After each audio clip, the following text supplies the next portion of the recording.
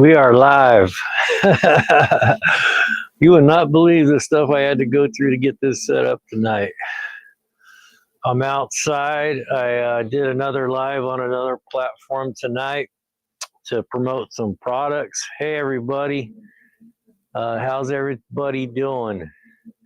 Hope everybody had a great holiday, great Thanksgiving. I missed everybody. I didn't have time. I was busy with Christmas and had some things going on. So anyway, I thought I'd start the live out here tonight. I'm outside. This is a product that we're going to display tonight for people that are looking for a cool, you're shiny. Yeah, I am shiny. How you guys like my suit? Santa Claus is coming to town, brother. Go big or go home, baby. How's everybody doing? So I'm going to promote this product tonight. It's in the description. It's a pellet stove heater, stainless steel construction. Really nice product. I don't know what the price is on this platform. I'll have to go look. I think it's, I ain't going to say. If you're interested in it, click on the descriptions. Tonight, something's kind of cool. Hey, what do you think, Will? You like my suit, man? Pretty cool, huh? These things are nice, man. If you guys spend a lot of time outdoors, these things are really cool. They're stainless steel and glass, so they can't rust. You dump a couple containers of pellet stove pellet. They're softwood pellets. You can get them at Tractor Supply for $8 for a 50-pound bag. But anyway, Motorin USA, how you doing, brother? Hey, you guys, let me know if Easy Money shows up. Hey, can you guys hear okay? I'm on these. I'm on some Bluetooth mics tonight. I wanted to try them out.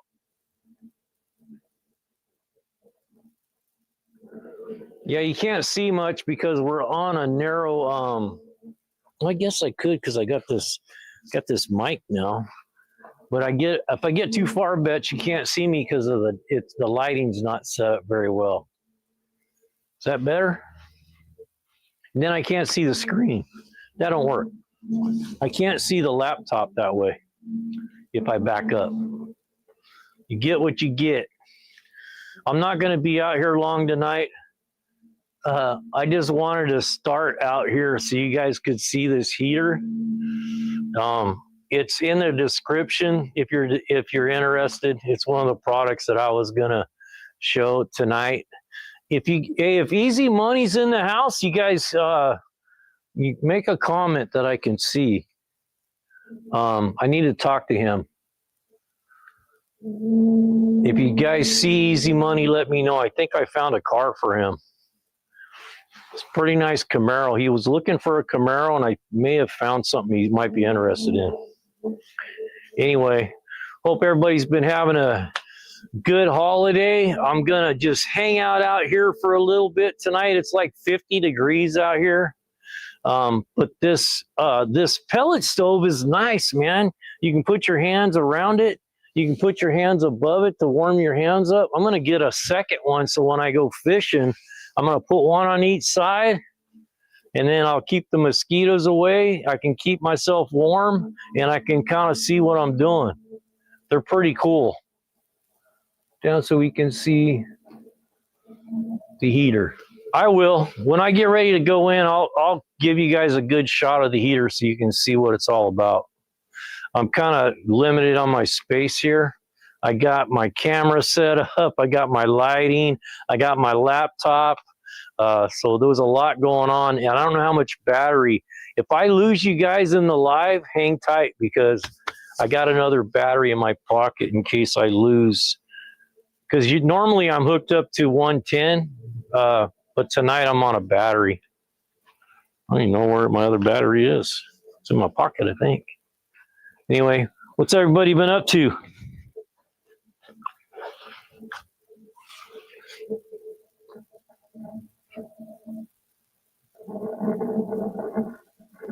Yeah, it's cold in Maine, huh?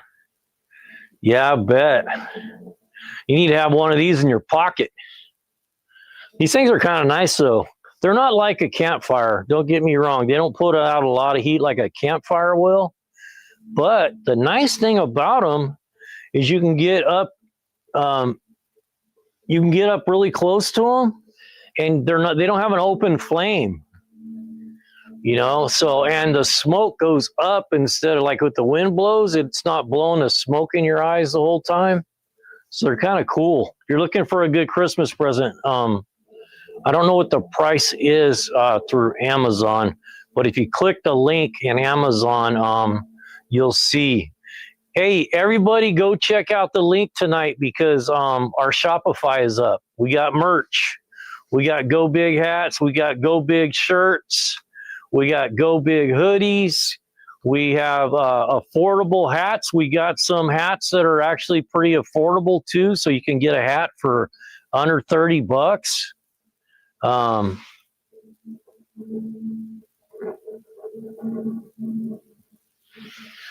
So this thing, she bought this at Sam's Club. But my Go Big shirt, we had these made. But right now, if you go on the web, we put our Shopify address in the description. So now you guys can go to our Shopify and buy Go Big merchandise. We got all kinds of stuff. I loaded some shirts that are biker apparel that we designed in Canva. And then we have some 6-7 shirts. We got 6-7 hats. So go check out our stuff that's in the Shopify. It's in the description. For you that just showed up, we appreciate your subscription. This is a product that we're going to display tonight. I'm outside, so I'm planning on moving the live into the house in just a little bit. That ought to be fun, but I think I can pull it off. And I'm going to move everything in. So I just wanted you guys to see the pellet stove lit and what it's all about. And you can kind of hear it. Here, let me shut up for a minute so you guys can hear what this thing sounds like.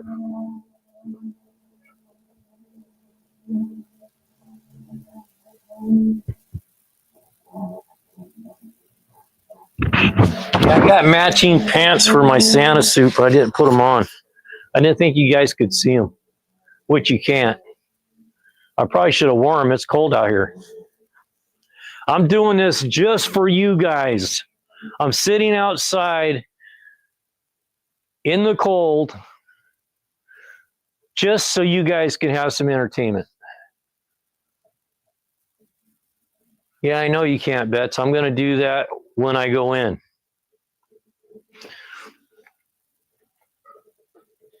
We don't have a lot of options right now for the video. When I go in, I'm going to take the camera and give you guys a nice walk around of the torch. We got some other the pellets last about an hour and a half to 2 hours on about 32 ounces of pellets. You lift the here, let me just get through that. Let me walk through this whole thing on this pellet stove so I can go in the house.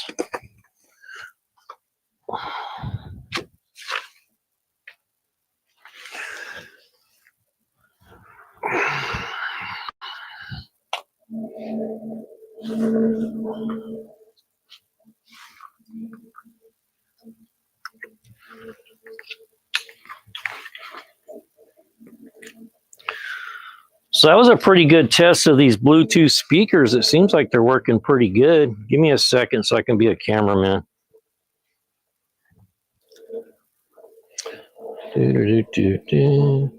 Let's turn this where I can see it. So, can you guys see? See, I can't see that. I'm trying to do two things at once here and it ain't working. Now I can see it, kind of.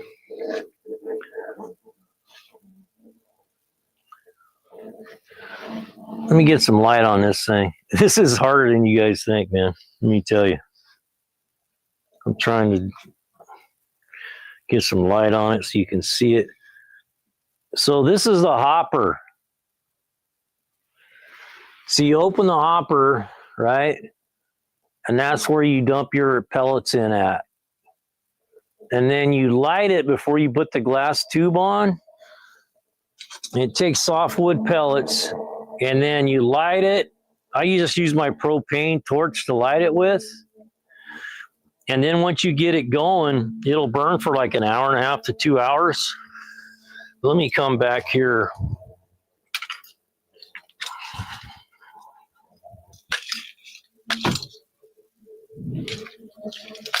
This would have been easier to do with the phone, I think.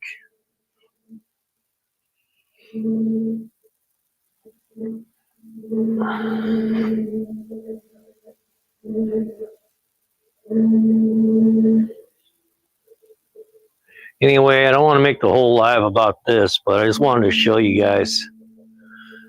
It's hard to get a good video of it because I can't get too far away from the laptop because I'm tied in with the camera.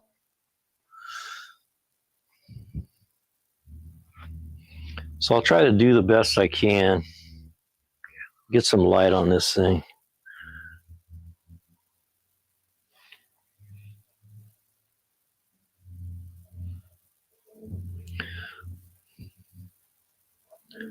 I'll be glad when we can switch over to when we're not vertical all the time. I don't know why they just don't give us the access to the horizontal in the live feeds, but whatever. Anyway, we'll show this. We'll put this is in the description on the in the description of the live. So if you guys are interested in that, and then we got merch now. You guys that were asking about Go Big merch, we have merch now. So I'm going to take this inside now. You guys be patient with me for a second. I got to get all this stuff into the house and then grab my tripods and stuff.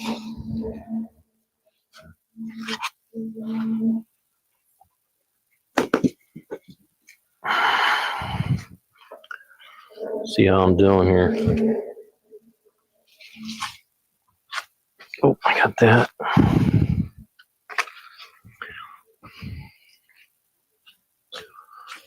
Into the darkness. As long as I don't trip and fall and drop my stuff.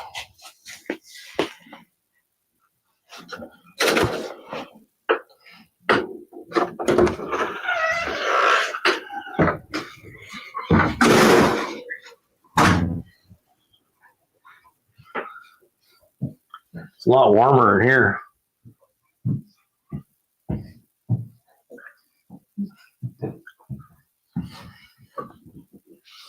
Give me a second. I'll get hooked.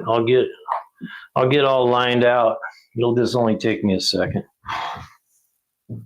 Thought it would be kind of fun to start outside tonight, so you guys could get an idea. Let me turn this thing. Let's see. How can I do this? You want to look at my fat mug? Let's do that.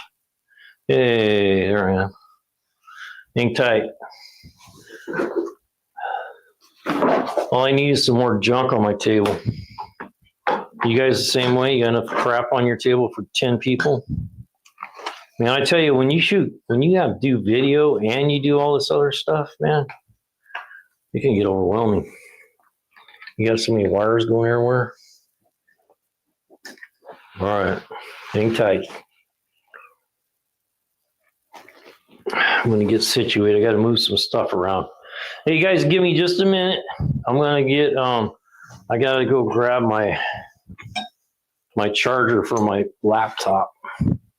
I moved some stuff off this table. Jesus Christ. Hey, if you guys see, if Easy Money pops in, tell him don't take off, man. I need to talk to him. I had a guy that come over to the house tonight to make a purchase from me. And hey, how's the audio? Audio still good? I'm using a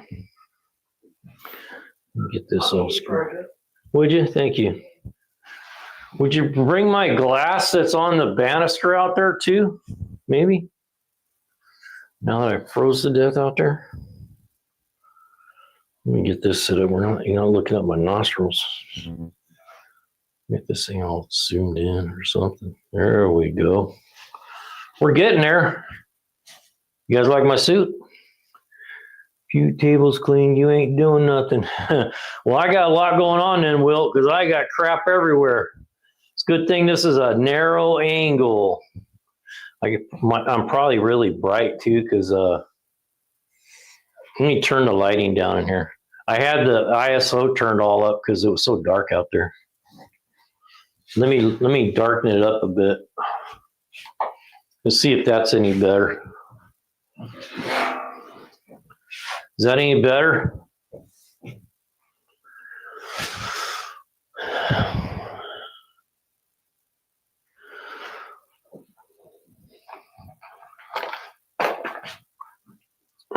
So anyway, let me get my chair. I get all situated here. I look disorganized because I am.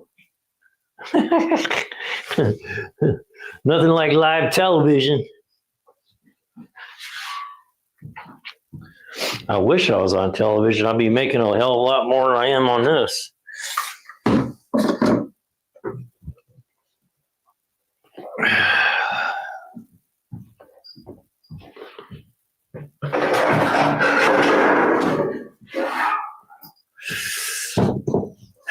Thanks, babe. Yeah, charger. That's, then you plug this in so it stays charged. No, that's all I need. I'm good now. Just this. Thank you. I need my drink. That's what I really need. I'm freezing. Froze my butt off out there. It's amazing the things you do for the dollar, man. Right? Dress up like Santa Claus, sit outside and freeze your butt off all night. I've done worse. I think I just lost something here. What did I lose? There we go. I think we're golden, man. Give me a beverage, I'll be good to go. My phone, I don't need my phone. I think my phone's out there. Anyway, now I'm situated, man. Get organized here.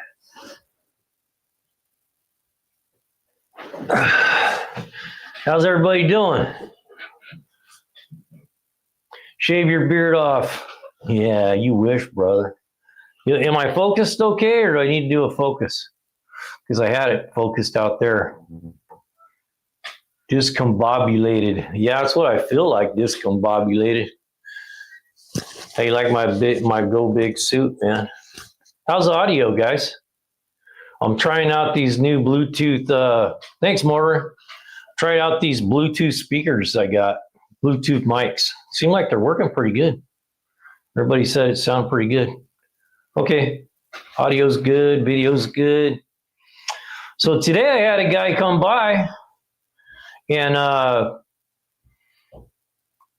he came by to, I had something for sale at the house, so he came by to pick it up, and I was talking to him, and he was a real gearhead, man. He had a real nice truck, and he goes, I got this real nice truck, and he shows it to me, and it's the exact truck that I have. It's the 71. It was a 70, but his was all done up. He had like 95,000 into it. Really nice truck. But anyway, while he's talking to me, he's telling me, hey, I got this Camaro, and he's showing me this Camaro. And I go, do you want to sell it? And he's like, yeah, I want to sell it. So I know Easy Money was looking for a Camaro to buy. It looks pretty nice. I think it's worth looking at. So anyway.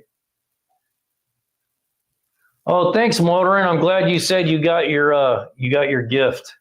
That's awesome. I was wondering. Sometimes I don't even hear from people afterwards.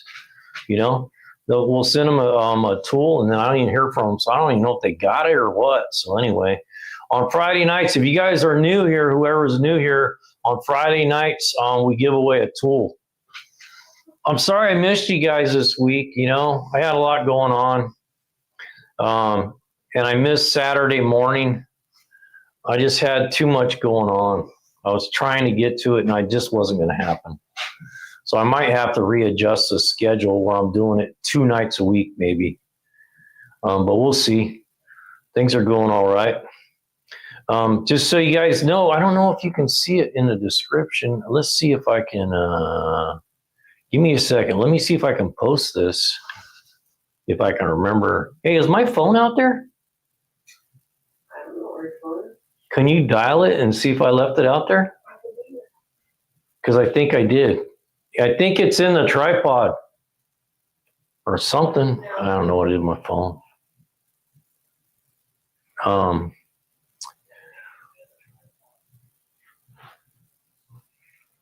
Give me a second. I'm going to tap out this when she gets my phone here. Anyway, so I'm pretty excited. We got hooked up with Shopify. So we got our Shopify account all squared away. So now we got about 12 different items in Shopify. So you can buy Go Big gear. You can get a hat. You can get we got they're all pretty good quality Yupon hats, and we did Richardson trucker hats. So they're usually, most of them are around $39 for the upper end hats and down to like $23 for the cheaper hats. I think the Richardson trucker hats are about $25 or something like that. So anyway, you guys let me know, take a look at our stuff in our Shopify. There's a link in the description for our Shopify, but I don't know if it's clickable, so I don't even know if it works or not. So we just kind of been messing with that. Yeah, did I leave it out there? Thank you, babe. See there? What a great girl, huh? Give me a second. I want to make sure I put this right on there. So we designed the hats. We designed the hats on Canva, and then I don't know if I can do that in capitals or not. I'm gonna take them down. Give me just a second. I'm going to close it so I can listen to my book. All righty, babe. Cat's in here too. All right, I'll take care of her. Give me just a second. I'm a one-finger clicker, man. My Shopify.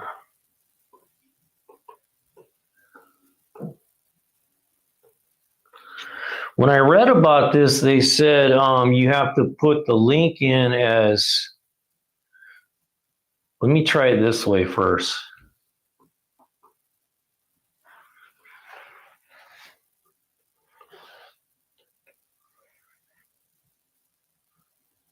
When I read about doing the links on the lives, they said you have to do it this way for it to be clickable. So hopefully, maybe one of you guys try to click on that link and tell me if it opens up in Shopify or not.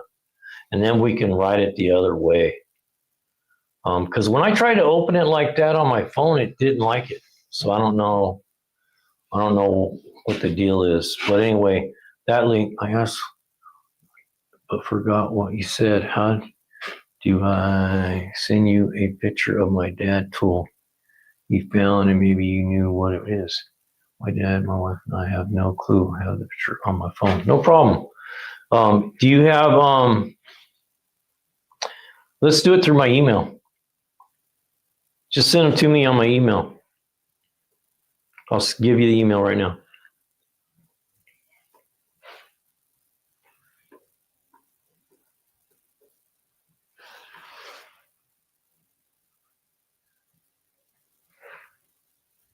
Hey, copy and paste that because it's spelled kind of funny.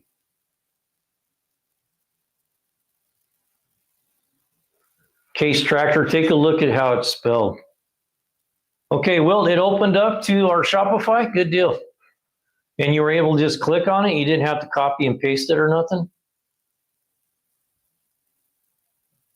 Good deal, man. Thanks, Wilt. So yeah, that's what I kind of did some research, and they said you got to put it in that form on the comments or it won't open. You'll have to copy and paste it. So anyway, you guys take a look at that. You know what? I'll pin this if you don't mind. I'll pin this so you guys can click on that if you want to. Oh, that's not what I want to do. Show. Did I do it right? No, I can't. Already wrong. Show ad. There we go. Oh, that's the wrong one. Sorry. Hide that one. I'll get it right eventually. So if you guys would, you see that banner right here that I put up there? If you would, try to click on that from up there and tell me if it opens up to our Shopify. And anyway, anybody that wants to buy, yeah, Will, it's just, you can just sign up for that if you want. That's an email. It just puts you on an email list. We're trying to start. So if we have like a newsletter or something, we can send out to everybody. Yeah.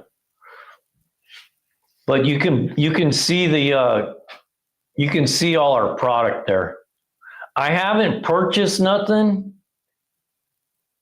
Motor didn't work from up here.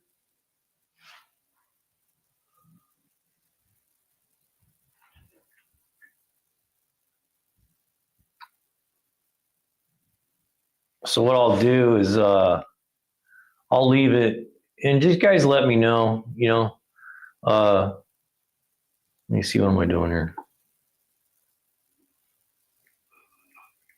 What am I doing tonight? Jeez. Sometimes I get carried away with what I touch on this computer. I don't even know where I'm at.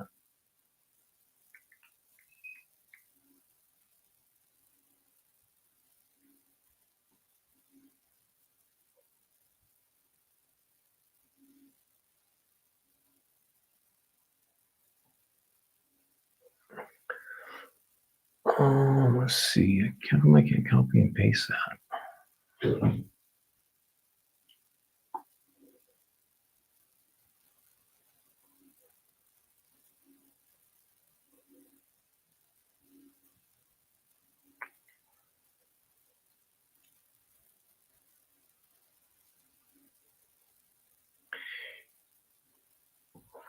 Anyway, if you guys look through the comments there, the link to our Shopify is there. You can just put in your address bar, or Wilt said it clicks from the comments. So it didn't look like it wasn't working up here. But from the comments, it will work. I need to copy and paste that somehow. Anyway, that's that. So if you guys, we've had a lot of people in the past that asked us about hats and stuff. So anyway.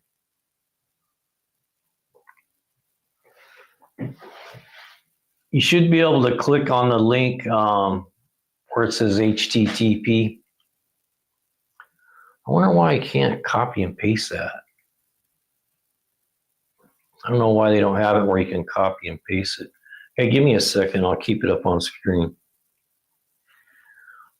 Next time I'll be more prepared for this stuff.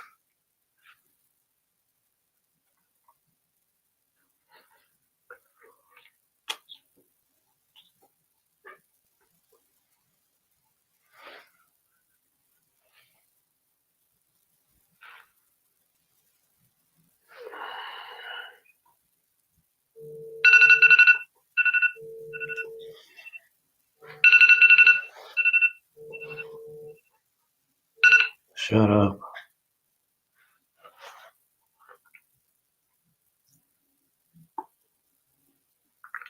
See, I'll copy this before I list it so I can shoot it out there for you guys.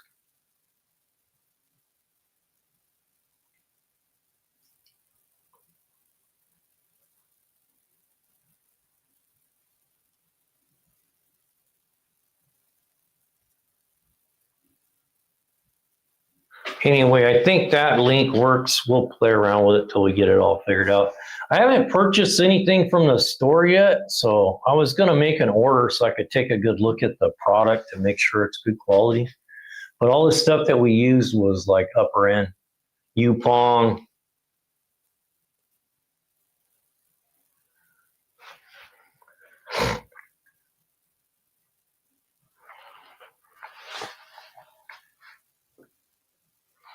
Give me a second. I'll check it out. Case Tractor. We'll see if I can pull it up real quick.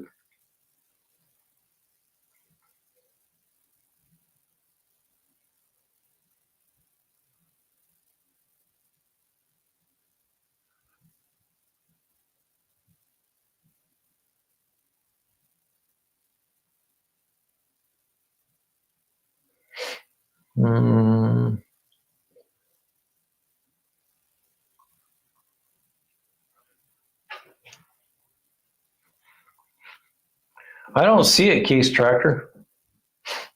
Did you make sure you spelt it right? A lot of people spell it wrong. It's best to just copy and paste it. It's Fidty, not Fifty. Fidty. Take a look at how I spelt it.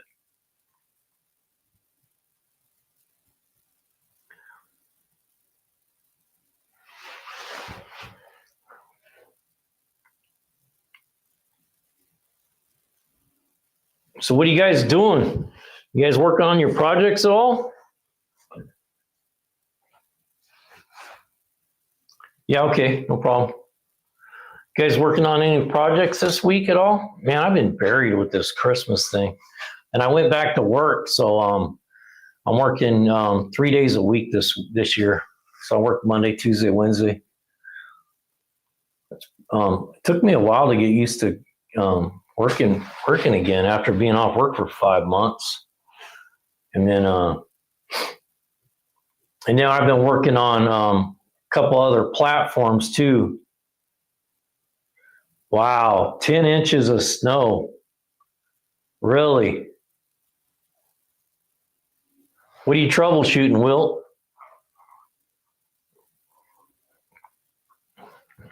I've been just building new cars at work, just, brand new stuff, putting in lights and putting all the partitions in and stuff, for the police cars.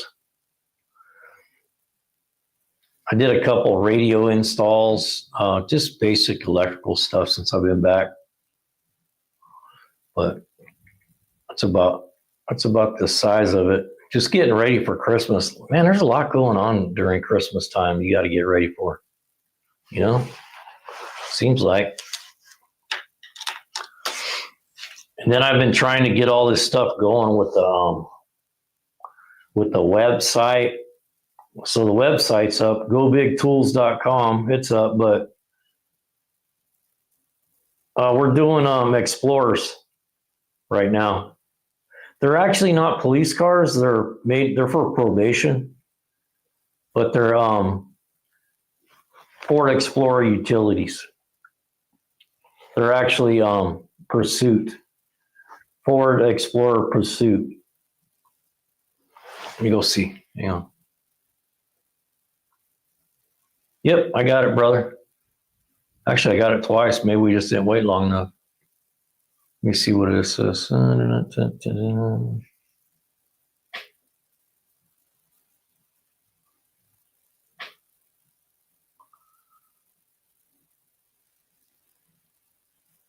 You kind of, here, let me share this. Let's see, can I share my screen? Yeah, let's just share my screen. We'll share this so everybody can see it. That's probably about the best. It's got a handle on it. I got an idea of what it might be.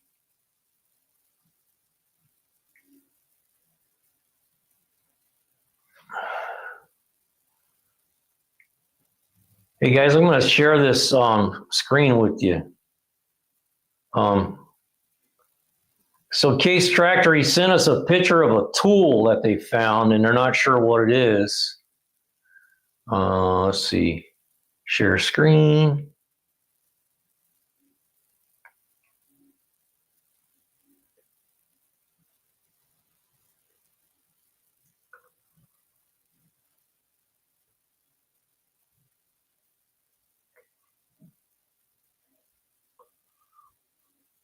What do you guys think? Yeah, they're EcoBoost. Case Tractor. our motor, and they're EcoBoost motors.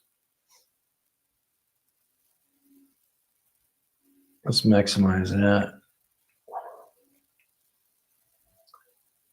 So to me, you know what it kind of looks like? It looks like something that you would use to like turn a rod or something. Where the barn used to be. My dad lived there in 1950. It was there before that. Property had no electricity or running water. If you look at it, it kind of like it's set up like a puller, but it looks like it's only going to clamp something. So it looks like I think it's a flare tool. Here, let me see if I can get it. Let's see. Let me move it up some. Is that any better? It looks like it has like it's hard to see on here because we're so limited with this narrow window.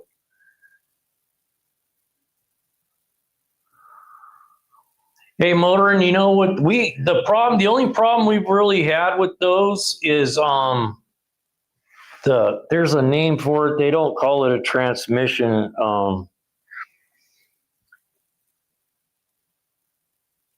There's like a transfer case in them.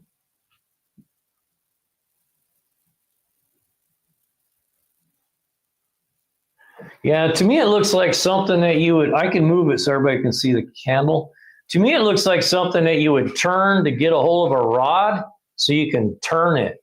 It might even be like an early pipe wrench where you would put it around a pipe and then turn that piece that looks like the puller where you're just clamping something round.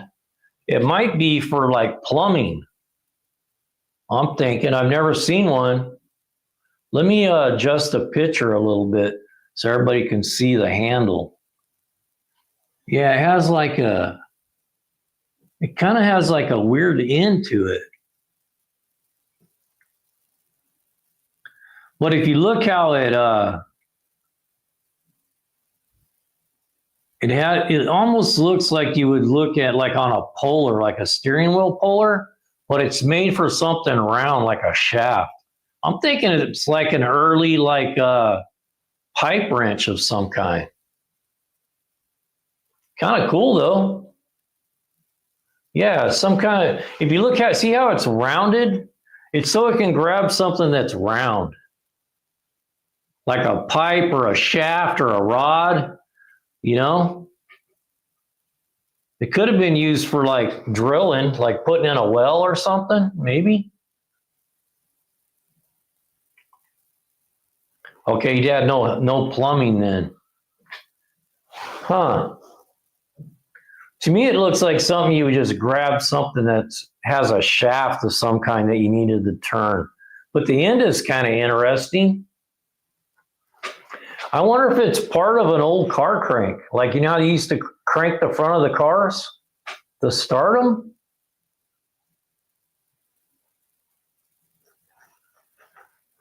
Maybe. I don't know. It's hard to tell. We have a guy here in town, though. They have a tool museum here. Okay, let me put this back up. What am I doing? I don't know why I look like that now, but man, you got to watch what control you touch on this thing.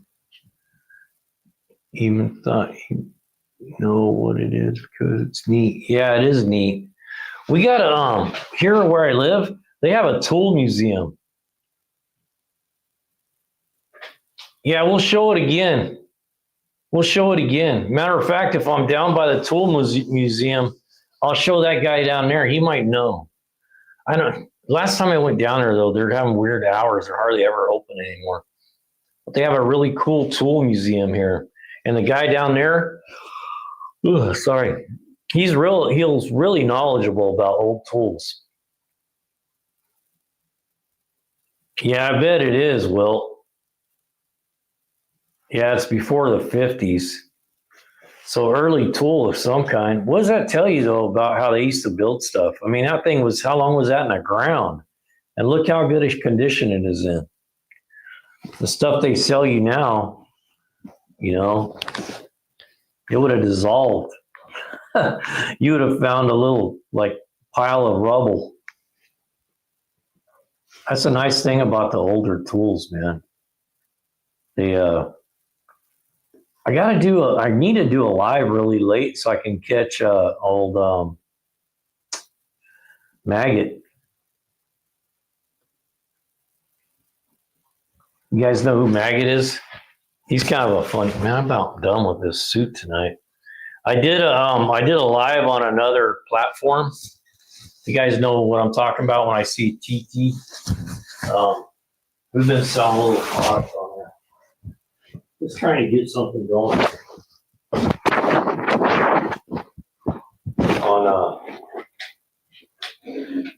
So these shirts are available now.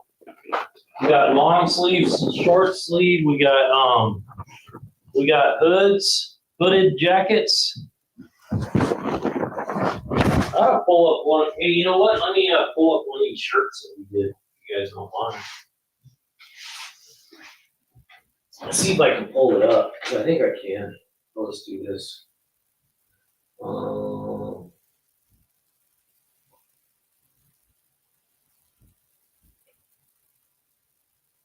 Give me a second.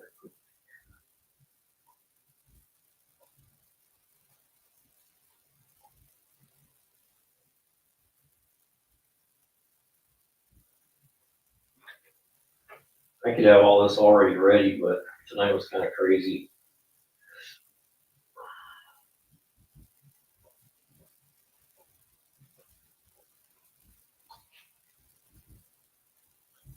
Here we go.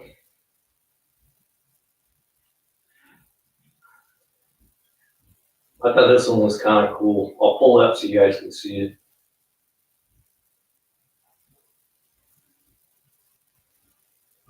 We designed this shirt. How do I screen? I'm going to share my screen. How to do that? Here we go. Share screen.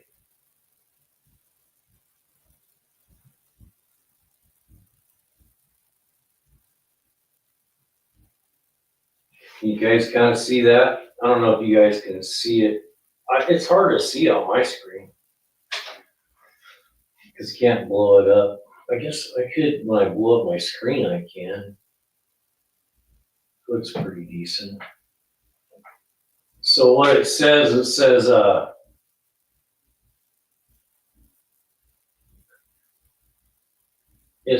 size matters. And it has a like a V twin with a skull, and then it's got 135 in the center. How do I get out of that?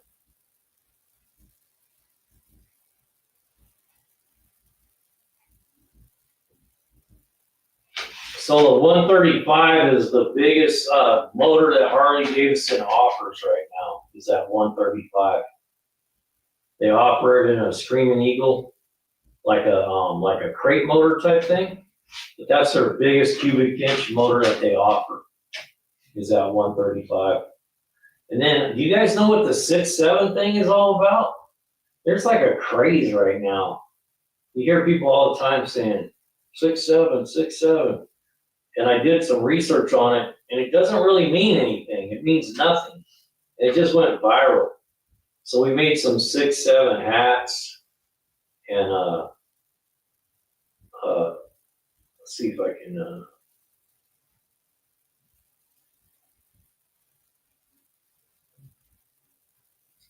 We made a Christmas shirt for that. I think we'll sell a bunch of these. We're trying to get them listed on TT.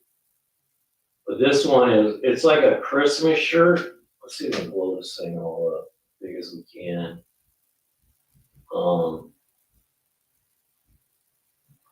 This is like a Christmas shirt. Probably should just take a picture of it. Probably you guys would be able to see it better. Maybe you'll be able to see this. It's like a Christmas shirt and it says 6-7 all over it. So this is a really popular design right now.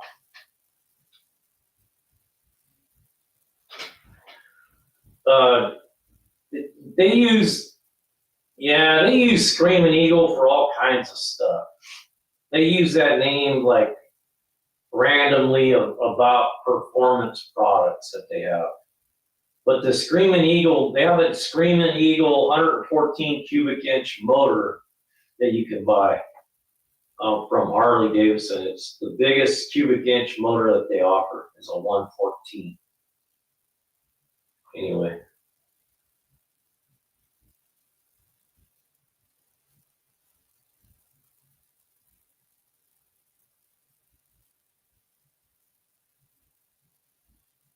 And then we have all kinds of you guys can go look at our Shopify.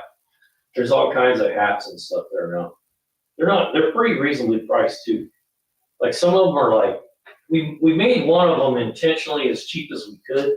So we got rid of the puff embroidery and we went with flat embroidery and dropped it by a couple bucks a hat. And then we use a little bit less expensive hat.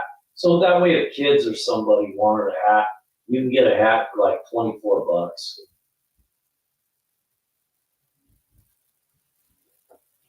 And then we're gonna try to do a bunch of designs around garage culture.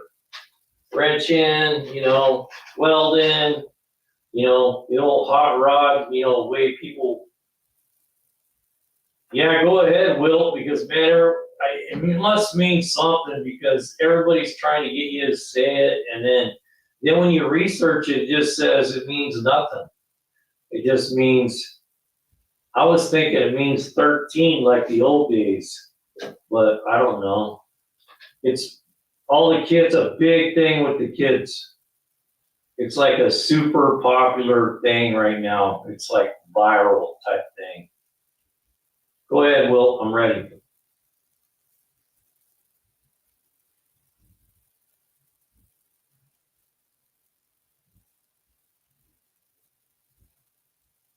You won't like it. It probably has to do with your sexuality, I'm sure. That's what I thought it was when the first time I seen it. But when you research it, nothing comes up. They just say it has no meaning. It was just meant to be a prank. It means hoe. Huh. Maybe I should make some shirts that say that on it. 6-7 hoe. I don't know.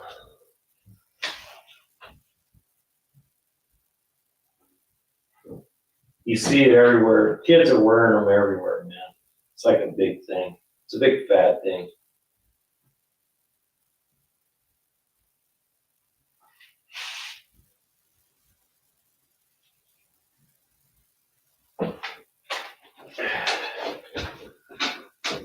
Maybe their parents won't let them watch our live if we all wear 6-7 hats, huh? We could get some hats that say 6-7 crew. I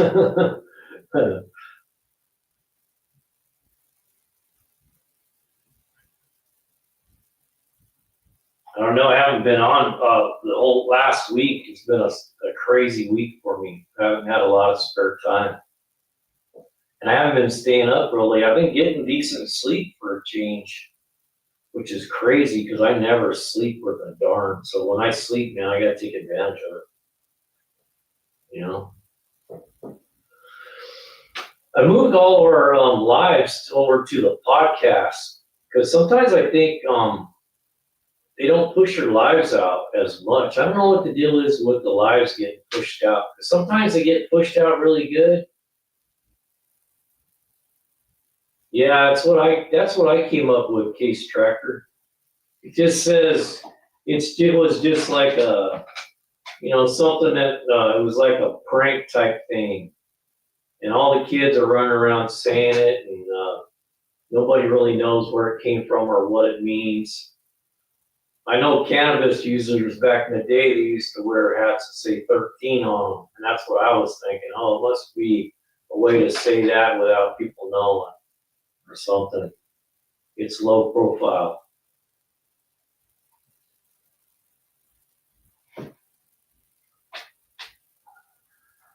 So you guys give me some input if you think there's other products that we should be listing on the account for the clothing. If you think a different type of hat, we got beanies we can put on there. I wasn't sure if anybody would be interested in beanies, but we don't have to go big on everything. We're gonna do some designs too, more like garage designs. You know, that's about garage culture, hot rods. You know, Hemis. You know, I was gonna make some hats that say "Get blown" with a blower on it, or "Blow me" with a blower on it. I thought those would. I know some of the guys I know would love that hat. What about vests? That's a good idea. I didn't think of that. I'll have to see if they have vests. So we're limited. We're doing all our stuff through Printify. So we design all our stuff through Printify, and then we have to grab whatever products they have. They have good selection of hats and good quality shirts. So you can get like a cheap shirt all the way up to like a $50, you know, expensive shirt. So we'll check. I'll see what they have for vests. I'm sure they have them though. They got everything you can think of. I was going with more like just solid black with big bold letters and stuff like holding the engine. Yeah, that's pretty cool, huh? I did that with AI. I just did a real quick one with AI. I did one tonight with the I did a short tonight with the torch. Oh, actually, that was a TT video we did. So we've been trying to, and we're set up to do TikTok shop. So we might dabble in that a little bit.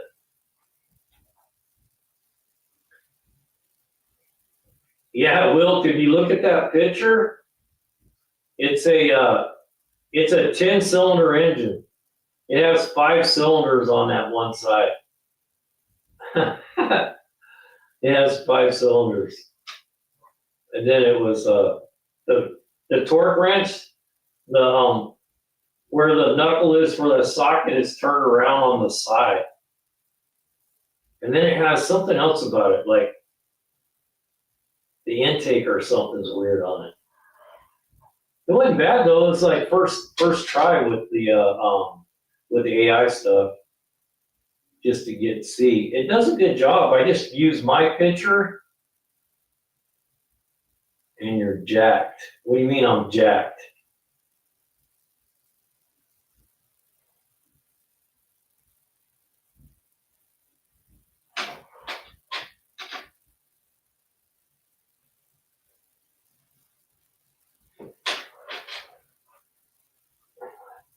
You know, they say you need to get on board with the AI stuff and you get left in the dust.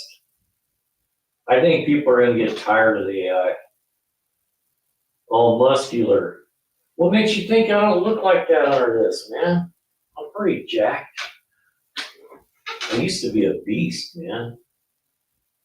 I remember one time I was working in the shop and this one guy, he was being a tough guy. He goes, "Come on, let's trade punches." I said, "All right, let's go."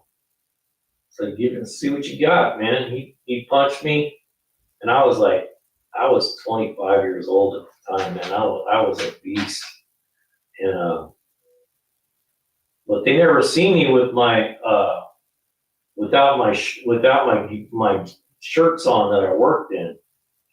So at the time, man, I had some guns, and he punched me in the arm real hard. I go, "Okay, man." I hit him so hard he went to the ground. And he had a big old frog on his shoulder, man, where I punched him. He goes, "Holy crap, man, I think you broke my arm." I was like, You're the one, it was your idea, what the hell? I used to do concrete work though when I was younger. As an old pre-70 Briggs and Stratton, and he took two junk ones and made one out of them. I wanted to fix it and get it going hopefully in winter. I didn't know much about fixing it. I don't know much about fixing it. Yeah, we could probably walk you through that. I'm planning on doing that, Predator motor, same thing, just a one cylinder little, motor. Look around, hey, look on Amazon and see if they have a Briggs and Stratton rebuild kit.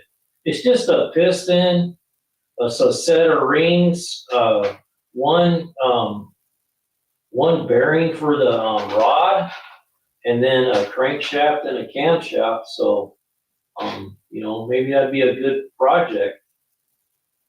I'm the lawnmower man. Okay, Will, jump in there, brother.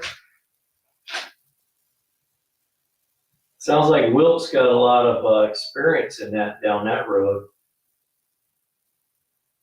They look pretty basic. They're just it hasn't ran since the 2000. It's on my dad's homemade wood splitter. Yeah, you know what? First thing I do is go out there and see if it has spark. Check it for spark. See if it has any compression. Throw a compression gauge on it and give it a couple cranks. Usually you can tell just by putting your finger over the hole if it has decent compression or not. But maybe, usually on those, I find they got fuel problems. The carburetors are all gummed up. And now the carburetors are so cheap, it's just cheaper just to buy another carburetor and put a carburetor on it than to try to tear it all apart and kit it. They're super cheap now. I bet it's fuel problem. Yeah. But you know what? It doesn't mean that it's dead. It just means, so check it for spark and check it for compression. So if you have spark and you have compression and they're at the right time, the only thing that's going to keep it from starting is fuel. Hold the spark plug wire with your finger and pull it. Okay, Will. He's one of those guys.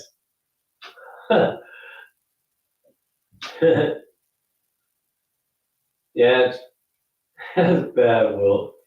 Hey, have one of the neighbor kids come over and help you and tell him, hey, hold on to this spark plug, hold on to that wire, hold it out of the way, and you give it a crank, see if he jumps off the ground.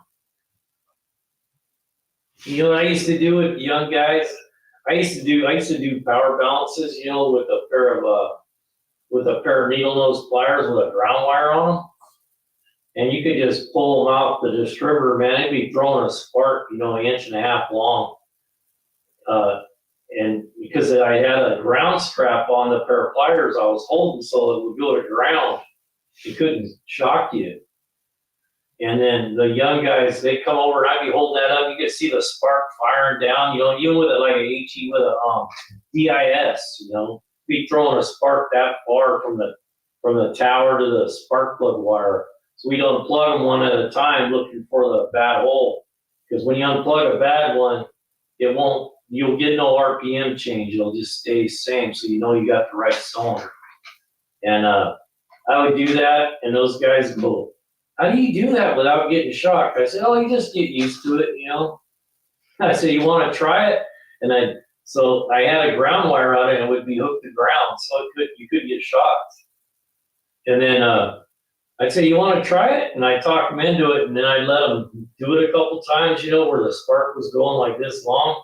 Then I'd reach over there and unplug that ground wire. You talk about somebody squealing, man. I go, oh, you big sissy, give me that. Or unless someone was working on it. Oh, 1,000 times. I'll tell you a good one. You guys ever mess with an AC leak detector?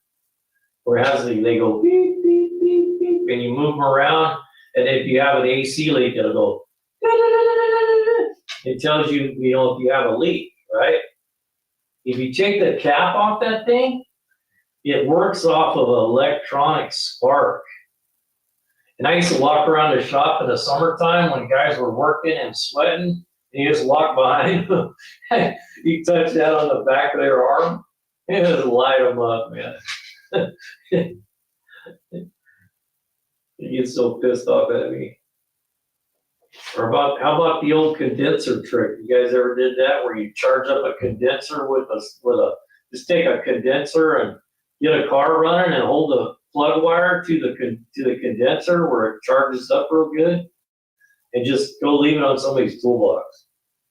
I guarantee you they'll go, "What is that?" They'll pick it up every time, man. Or just drop it in their pocket. It'll shock the piss out of you. Those big ones like that, what's on the air conditioning units that are 220, you better pay attention with those. They'll light you up. You gotta ground them, you gotta discharge them before you touch them. You only do it once. They will shock the crap out of you. Yeah, they will shock the piss out of you. You ain't kidding.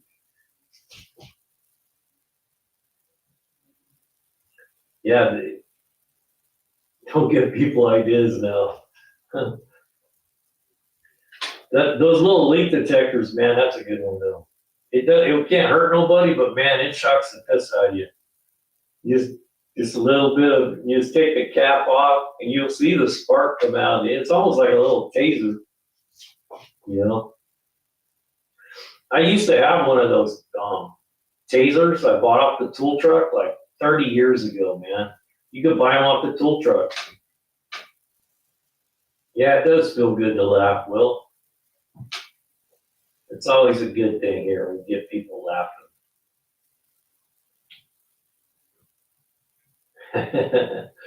I know, man, I lost my laughter for a while. When I lost my wife, man, I lost my laughter. It was hard to laugh about anything in life. Just nothing was funny, man. It's good. It is good to laugh. We used to do all kinds of crap. It's another good one to do in the shop? Take a 2-liter Pepsi bottle, after you get done drinking it when it's empty, put the cap on really tight. And you know how the racks go up and down? When somebody's not watching, go over there and put one of those underneath where the rack goes down. Man, I'll tell you what, those things are loud, man. They go off, it sounds like a freaking piece of dynamite went off. Just walk over and kind of hide it behind your back as they're bringing their car down. Just slide it underneath there and walk away. And I did that one day. All the bosses were out there. What's going on? What was that? I kind of got in trouble. That's all right though. It was worth it. We used to set off airbags.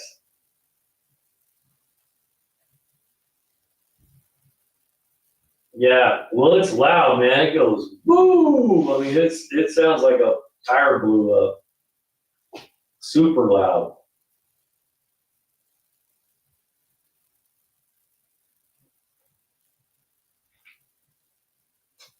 We used to mess with airbags, and they'd have these trainings once in a while. They have people come up to the shop that were from other departments, so we would rig up an airbag and set it off. Just set it on the ground and set it off. Because we have some wrecked cars, so we go get an airbag out of one of them. And all you gotta do is power around them. That's all they take, and they'll go off. And so we would set one up on a switch, and we let them off for people like that. And one time, one of the guys at work, he started talking. He goes, "Man, I got an idea." He goes, "We should rig one of those up, and I'll sit on it.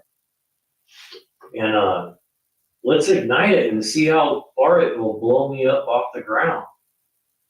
And he almost had me talked in. He was like a master mechanic too, He almost had me talked into it. And I said, "Man, we gotta do it." So we're thinking about it, and I was getting all the stuff ready, and I'm like, "No, man, that's a bad idea." And Greg goes, "Why not?" And I'm like, "Because those bags vent. They vent hot gases." I said, "What if it vents that hot gas up your butthole?" Could you imagine?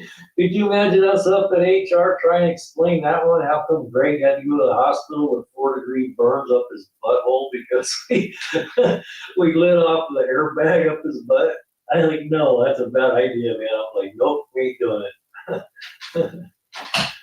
So it would have been funny, but he could have got really hurt. A lot of people don't realize though, those airbags, like when people get in accidents in a car, a lot of times you'll see them, they got big old burns on their neck. That's what they're from. When an airbag goes off, it's not air, man. It's like it's a powdered substance, like almost like gunpowder that ignites and it explodes. And that's what blows the bag up. In a millisecond, it goes boom, and it makes that bag open. But what happens is when your face hits, when the bag comes open in a wreck, there's little holes in those bags. Yeah, and they vent out of those holes really hot gases. Yeah, you're right too, Will. They have a chemical in them too, a chemical and a heat burn at the same time. Yes, that's why you see smoke. They get super hot and they got super hot gases in them. All right, Motorin, good to see you, brother. Hope to see you next time. I'm gonna try to make time to get on here more often. I've been slacking a little bit this last week. I just had a lot going on.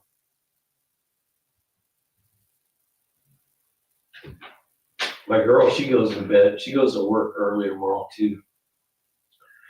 I don't work tomorrow. I'm off.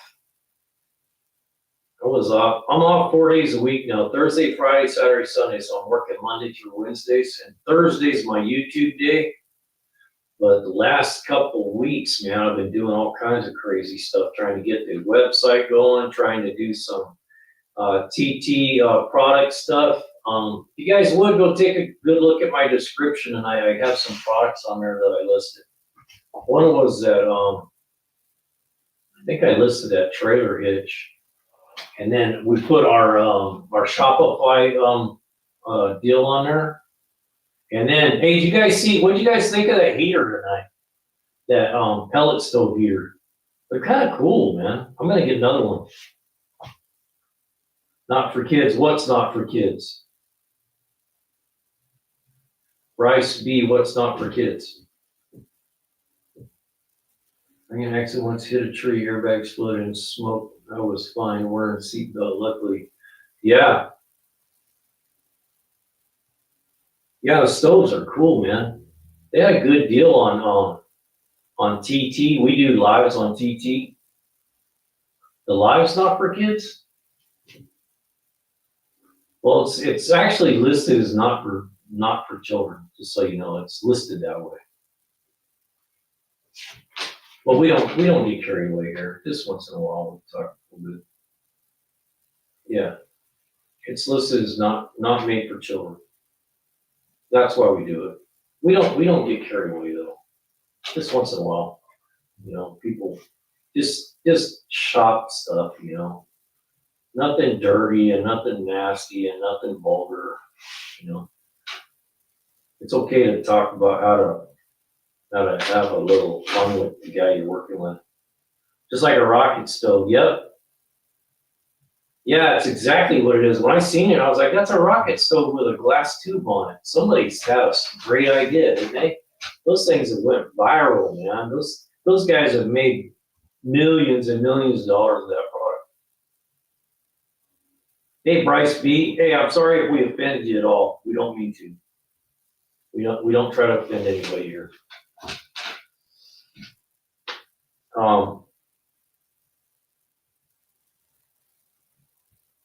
Yeah, that's a good question. It says 15. Maybe he is 15. We've kicked a few kids out of here because we'd rather they don't hang out here. We'll have to figure class part out. You know what? I was thinking about Case Tracker. You know what work almost just as good? Just take a piece of stainless tube and punch a bunch of holes in it. it would smoke a little bit, but, or maybe just put some, yeah, you gotta have something see-through though, because it'd be just like a rocket stove at that point. I don't know, I mean, you might be able to buy glass tubes, I don't know, I bet they'd be expensive though if you bought them just one piece. Well, you know what you could do? Hey, check this out, Case, if you're thinking about doing that. Check it out because you can buy that glass. If it breaks, they have replaceable glass pieces for them. You could buy one of those and just build your own. Buy the glass, I don't know how much they are, they can't be that much. Because right now on TT, you can get 2 of those shipped for $137.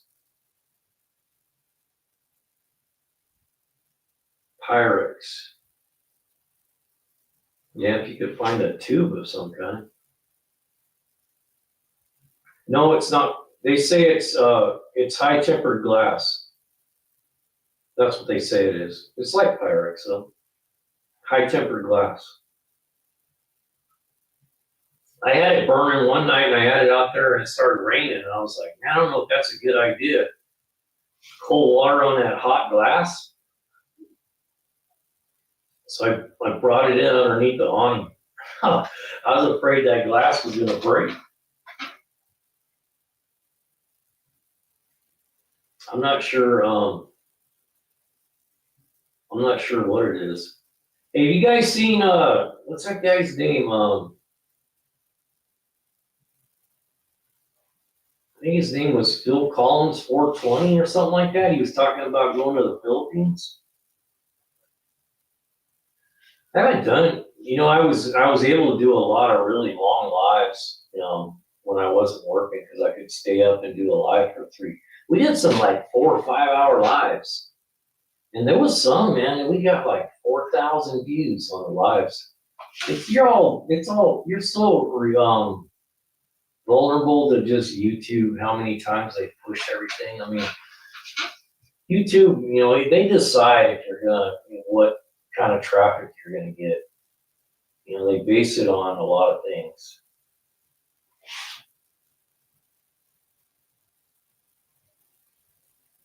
Yeah. We stopped using those because they're a real fire hazard. The shop lights that just take the light bulb, they're a super bad fire hazard. When you're underneath a vehicle using those like that, and you used to have gas spray on it, you'd be in trouble. Yeah, they'll light gas up. We started using these ones that use like an LED bulb in them, but now they got those really nice LEDs. Everything's LED now.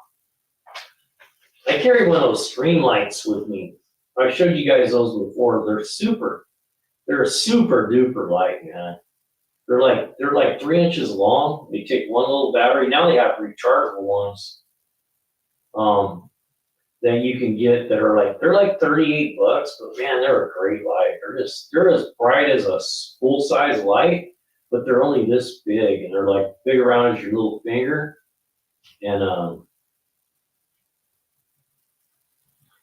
yeah, I have one too. Do you have the 12 volt LED? For some reason the LED lights by Milwaukee are 12 volt. Yeah, I have one of those at the shop. I love it. I use it all the time, man. The one I have, it's a long tube. It's like 4 feet long.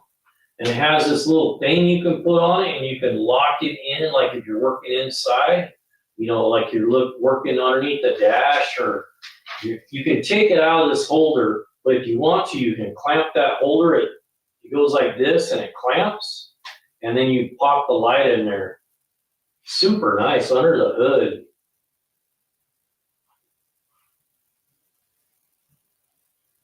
Super nice under the hood. I don't know how we worked over all them years back in the day with those little yellow flashlights, man. You couldn't even see them. The lights they have now are incredible. They just work so much better.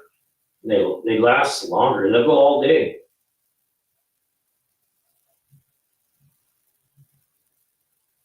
Oh, really? Buzz? Hey, welcome to the live, brother. I don't think I've seen you here before. Buzzy, welcome to our live. Appreciate you being here. I have large and small ones we work on at night on passenger loading bridges at the airport. I bet that's an interesting job, huh?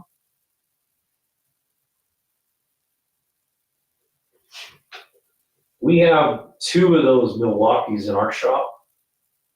And I just have 2 12-volt batteries, and I just keep one in the light and one on the charger. Matter of fact, I just ordered, my boss just ordered me some new batteries for mine. I just hung some nice LEDs up in my bay last week. Man, what a difference that made. We have nice lighting in our shop, but one of our shop lights is really dull, and we've been waiting for them to come fix it. And I went all season last year, like working in the dark. And oh, I remember you, Buzz. Yeah, I remember you now. Yeah, you got a piece of artwork. Yeah, I remember. Sorry for that. I try to remember everybody, but I just tell people my hard drive is full and it's at capacity.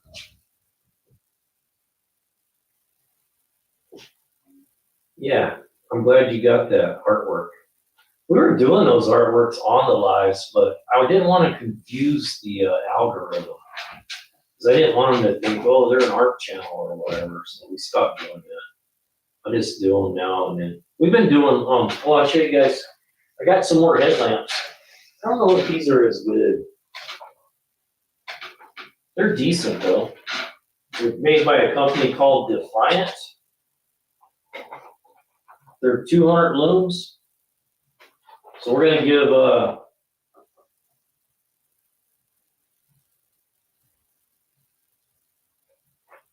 Nobody's really enjoyed your contests. I've been working a ton lately. Yeah, me too, brother. I know what that's like.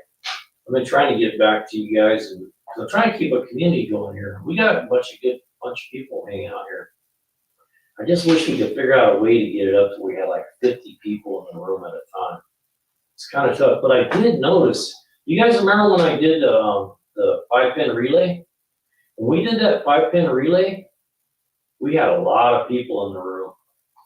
I think people like seeing you do something other than just talk about automotive. They want to see you wrenching on something or doing something. Anyway, Fridays, I got this. I'm going to give one of these away each week, but they're another headlamp type setup. Do you guys think the headlamps are a good tool to have?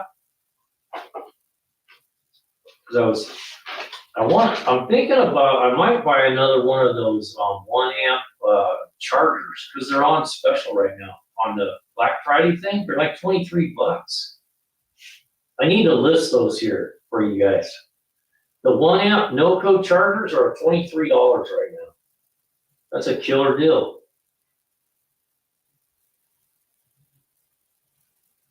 Yeah, so we'll give away one of these this coming Friday. And what we started doing and we're gonna spin the wheel. I think it was last time or the time before I didn't spin the wheel. No one liked that. They're like, I like spinning the wheel. I'm like, okay, we'll spin the wheel. I had a really long day and I was really tired. Yeah, well, yeah, it went out. You should have got an email.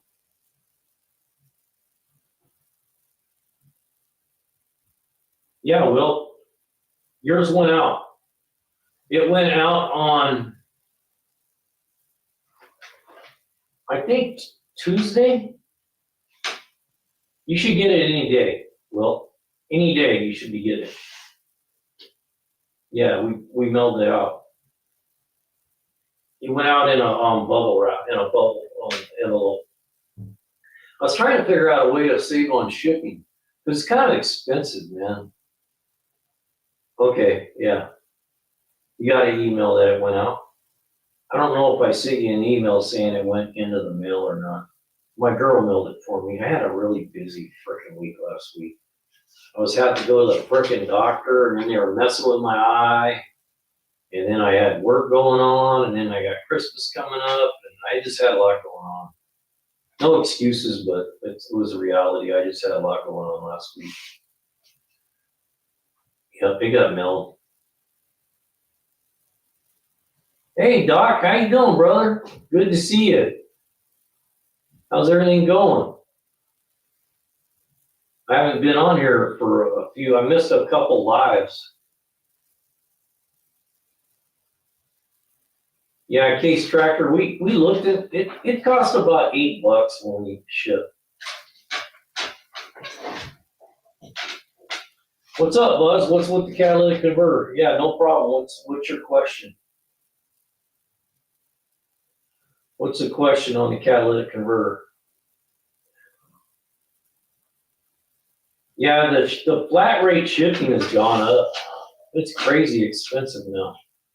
I remember I used to be able to ship in these little envelopes for $7, anything that'll fit in them, but now, geez, it's ridiculous. The large flat rate boxes are $20 now. Yeah, I was the same way. I was busy with Thanksgiving. I did all the baking this year. I did all the pies. So my girl, she did the turkey, and I did all the pies. I didn't get to see my kids this year though. That was kind of a bummer. Because all my kids they're all so far away now. It's hard to see everybody on the holidays. All my grandkids, you know. I got one set that's in Tennessee and the other set that's in Arizona.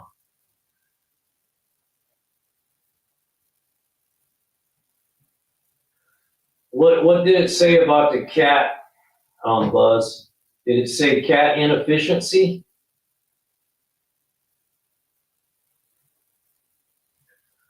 Did it say cat inefficiency, or did it say, it's been a while since I worked on Subaru, but I've done a lot of check engine lights on catalytic converters, and 90% of the time, when it says cat inefficiency, the cat's bad. The O2s can be a problem sometimes. The O2 sensors, maybe you can jump in here, Will. Yeah, I bet it's cat. Doesn't always mean it is. I'd say 90% of the time when you get that code, it's the cat's bad. You can get some leaks, like exhaust leaks around the catalytic converter that can cause that, but I'm saying 90% of the time, it's the catalytic converter is done.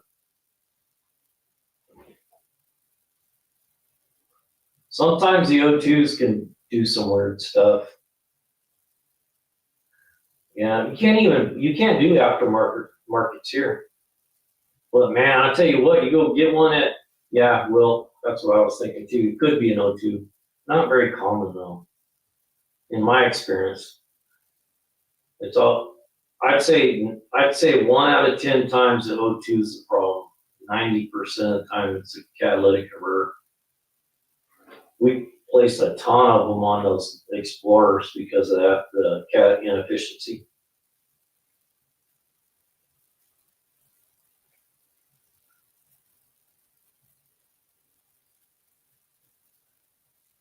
Yeah, that kind of sucks, huh, Doc? My kids live with me and where I live at until they were in their mid-30s. So, you know, I'm lucky that I had them here that long. But when they all moved away, I lost my grandkids. It was tough, man. I used to see my grandkids all, every day. And now I hardly ever get to see them. I see them maybe once a year if I'm lucky. But that's part of getting old, man. Your kids grow up and go do their own thing, And the way they split up, I wish they would have both moved to the same place, because then it would have made it easier for me to think about relocating, but he's going to say threshold beyond efficiency.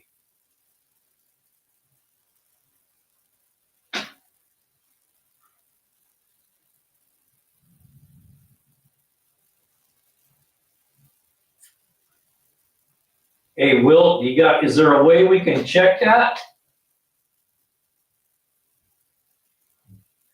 Can you look at something with the O2s that confirm between the cat and the O2s being the problem? I've been working on the Fords, and every time I had an inefficiency code, it was a catalytic converter.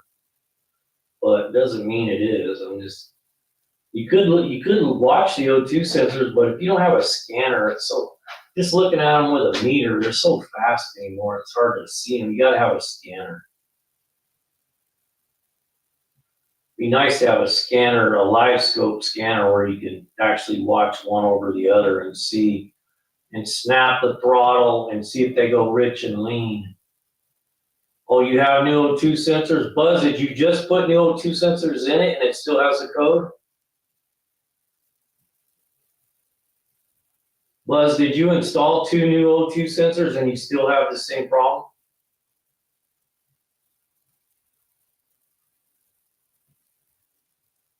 I never heard of that one, Will. Just clean them with a torch, heat them up good and hot? Yeah, that is tough. I'm trying to, I had it figured out, and I was gonna just sell my house, crazy, because I had retired. I retired 5 years ago.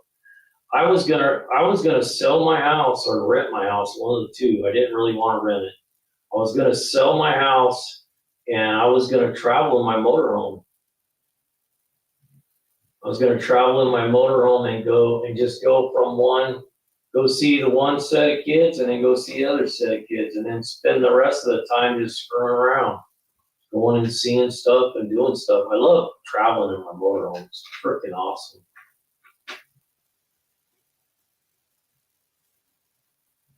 Yeah, like Wilt said, me and you already bought the O2 sensors in it for it. Why don't you, you've already bought them. You're not gonna be able to probably take them back. Why don't you just put the 2 O2 sensors in there and clear the codes, and then drive it for a while and see if the code comes back. But like I said, it's been my experience. CAT inefficiency code is almost guaranteed a catalytic converter.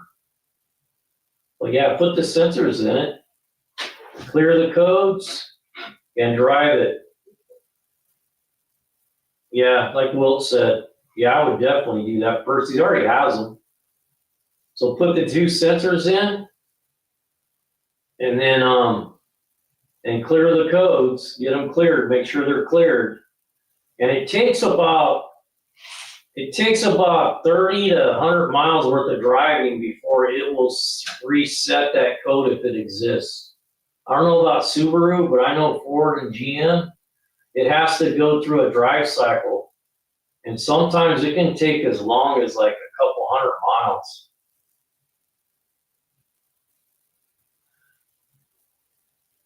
Yeah, usually, honestly, most things that you get that are in a can don't do nothing. I've never seen a can fix anything. There's a few products out there.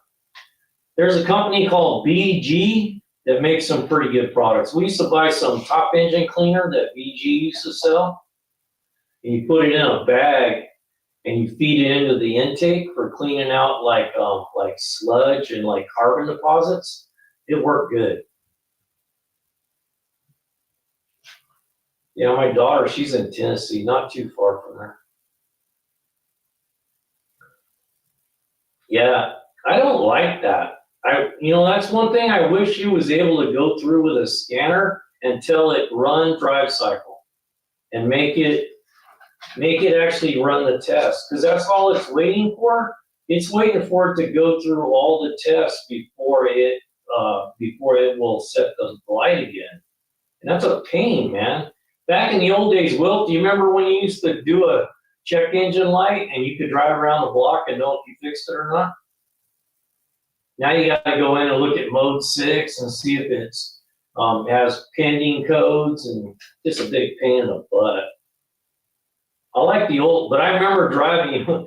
Hey, Will, do you remember doing this when you do a check engine light for like a computer failure, and you put a computer in it that was $1,000, and you're driving it, and you're staring at that dash plate, going, "Please don't come on, light. Please don't come on," because you knew. Back in the day, man. Back in the day, it didn't take long.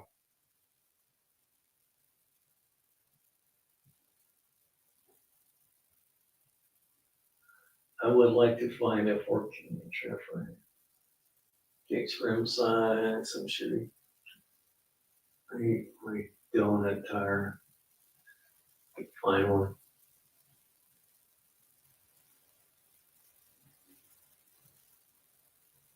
Yeah, exactly. I can remember doing that because, you know, a lot of people don't realize that there's no test for a computer. You got to test everything else out and make sure everything else is good and then go, it's got to be the computer. And that's a big gamble when you spend $1,000 of the customer's money, and once you plug that computer in, you bought it. And go on that test drive going, oh my God, I hope this fixes the problem. You know, because you don't know if you miss one little thing, you know, you could have missed one little thing and then it lights back on and you'd be like, oh my God, I got a problem. I can remember doing that.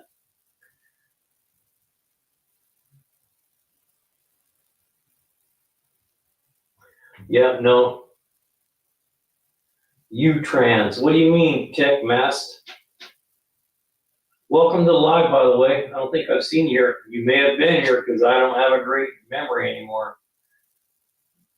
Oh, U-Trans, like transgender, is that what you're saying? We'll see. We'll let this guy float for a minute. See if he knows anything.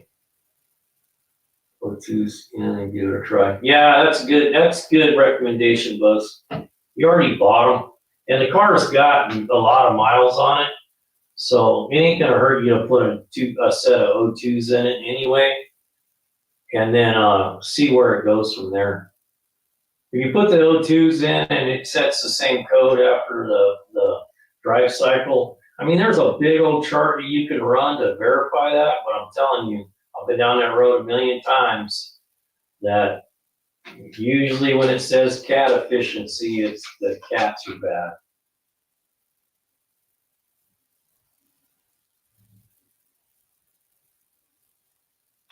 I'll let Will answer that. Any 6-lug are the same bolt pattern. Yeah, I know, those cats can be that much too. I've seen catalytic converters now be $4,000 or $5,000.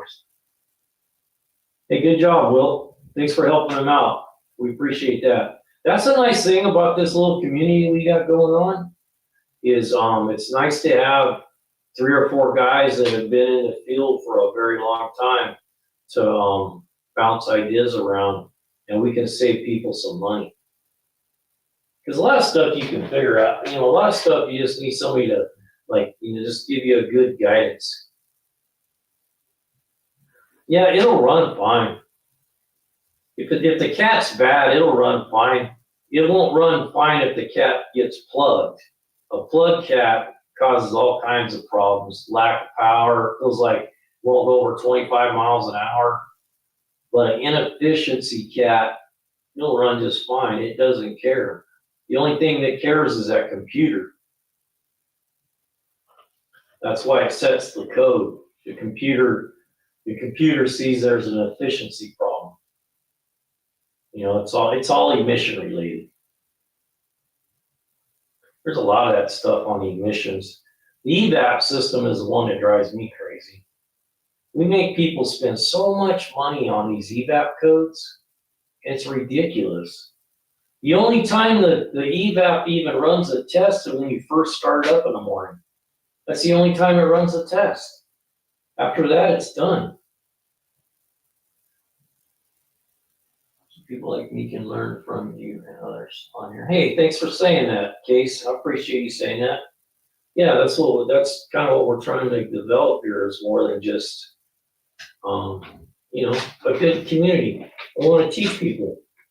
You know, we have knowledge. Why wouldn't we teach other people? That's a lot. I love to teach. I like to teach people things. So if I can teach you something and save you $1, absolutely. Car runs great otherwise. Yeah, Will, he's a pretty strong guy. You can tell he's got some experience. He's been in the field a while.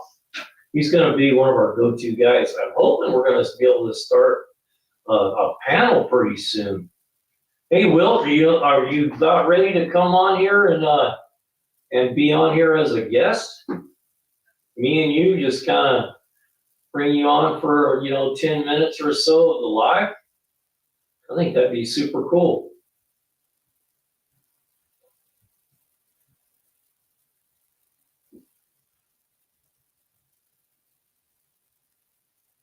You know what I hate about those freaking evap codes though? It takes such a small little leak to cause that. On the Fords, man, you can chase your tail because all it takes, those stupid O-rings they use on the evaps, all it takes is for one of those things to move one way or the other. And then then when you test them, they don't leak. Then the customer drives it down a bumpy road and then the vent solenoids go bad all the time. It's just a crappy system. They're not really achieving much with that evap system. That's great, Buzz. I thought about moving to Nevada just because of that. In Nevada, all they care about is what comes out the tailpipe. So you can put whatever motor you want in it, whatever carburetor you want, you can do whatever you want, as long as the emissions coming out the tailpipe are clean. And all you gotta do is throw an air pump on it and throw a couple good caps on there, and it'll clean it up. Hope you get happy. I'm a sad man. Okay, I don't feel sad. Johnny 69, Bori 420. Okay. I'm not sure who you're talking to, but I guess we all get sad sometimes. I'm not sad right now.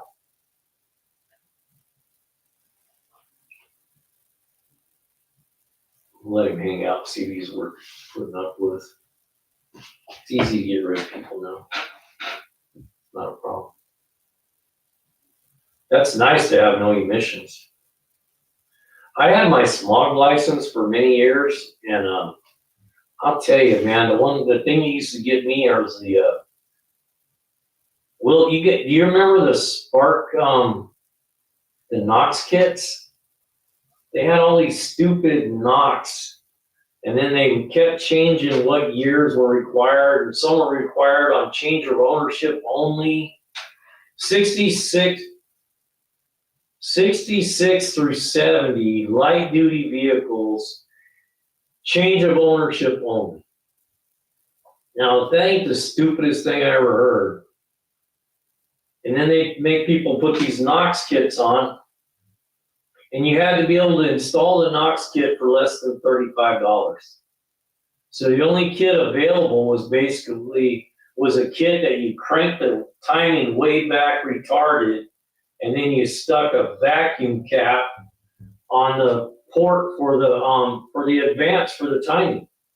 Thing ran like crap. Wouldn't already get out its own way. And a lot of them were overheat. I used to get guys that would come in with like 67 Mustangs, all cammed up, and I'd have to put those NOx kits on them, and I'd tell them, you see this hose right here? This hose goes from here to there. What you do with that hose when you leave here is your problem. I was trying to tell them this, they would overheat. If you crank the timing back as far retarded as they wanted it, and then you used to have to put a little sticker on the dash that said, do not exceed 55 miles per hour.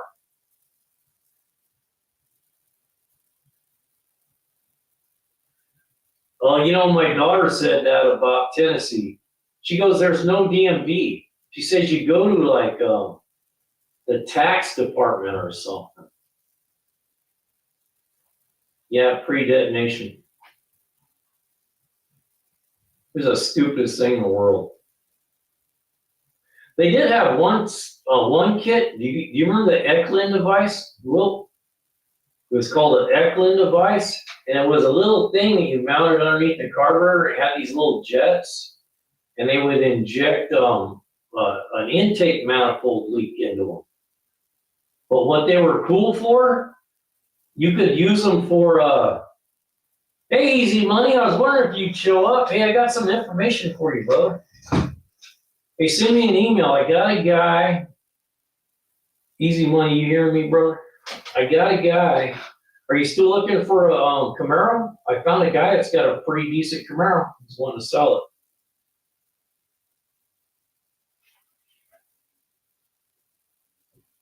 it. It's a 70. It's the 70 body style, but it looks pretty decent.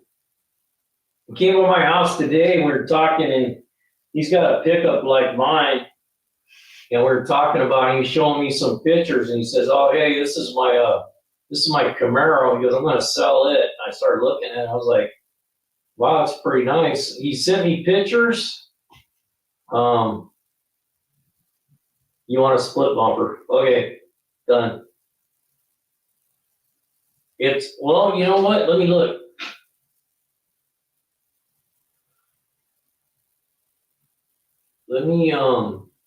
It's on my phone. Give me a second. I'll check it out because he sent me pictures.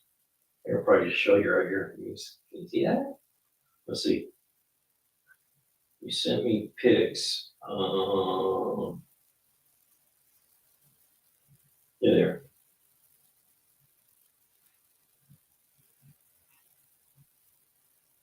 I'm not up on Camaros.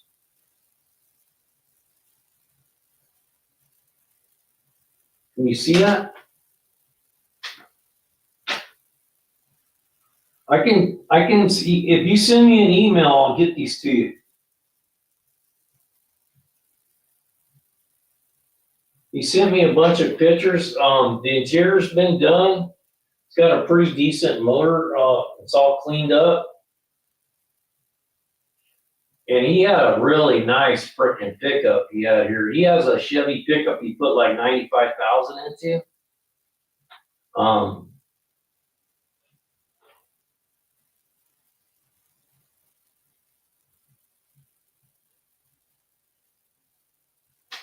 You know, you guys are up on this more than I am about the split bumper. Let me see. So that's what I could load these later and get them up here. So the bumper has like a little piece of chrome on one side and a little piece of chrome on the other, and the front is like black, like a grill. So that's what you mean by split bumper. Okay, it's a split bumper. Can you see that?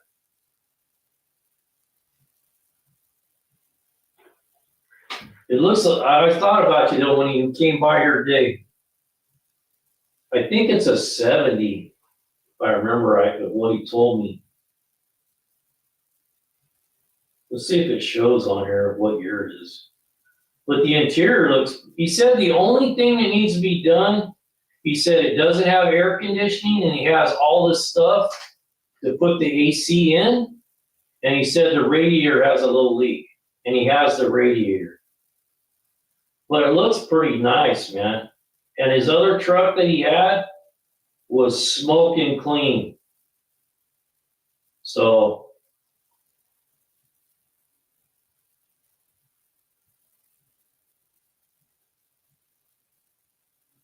I think he said he wanted 31 for it. So I don't know if that's a good deal or not.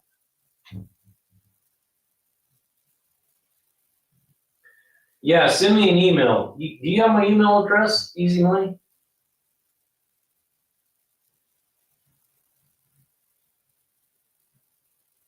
It looks like a pretty good deal. But I didn't see the car. He just told me about it and I looked at the pictures. Pictures don't mean nothing, man. You gotta go look at them. But the guy was solid. And no kings. I'm not sure what that means.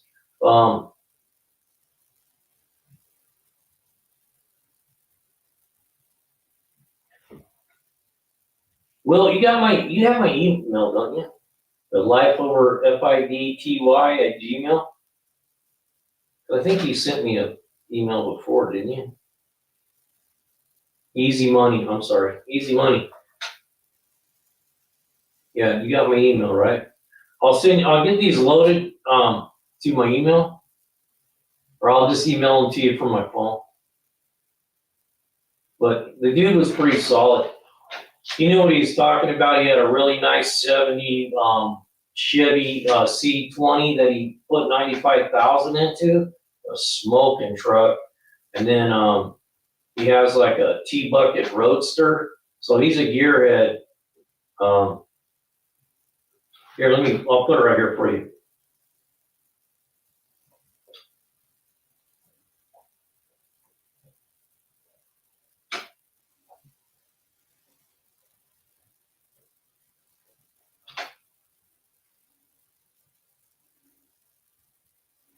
Hey, take a look at how that's spelled, man. I can't see jack shit. I need some new glasses, man. Right now, I have no lens in this glass because my eye got fixed. So I can see good out of my left eye now. So if I put the lens in, it gets all blurry. Anyway, hey, Easy Money, send me an email, and I'll send you back some pictures of this thing. It looks like it's where are you located, Easy Money? It doesn't really matter anymore. My girl said, "Well, where does he live?" I said, "It doesn't matter. You can have anything shipped nowadays." I even thought about doing that. Start delivering hot rods with my commercial, because I have a really nice trailer for moving stuff. And I thought about starting to do that, for people, like if they're on the East Coast and they want something moved from the West Coast to the East Coast, start charging, to do that.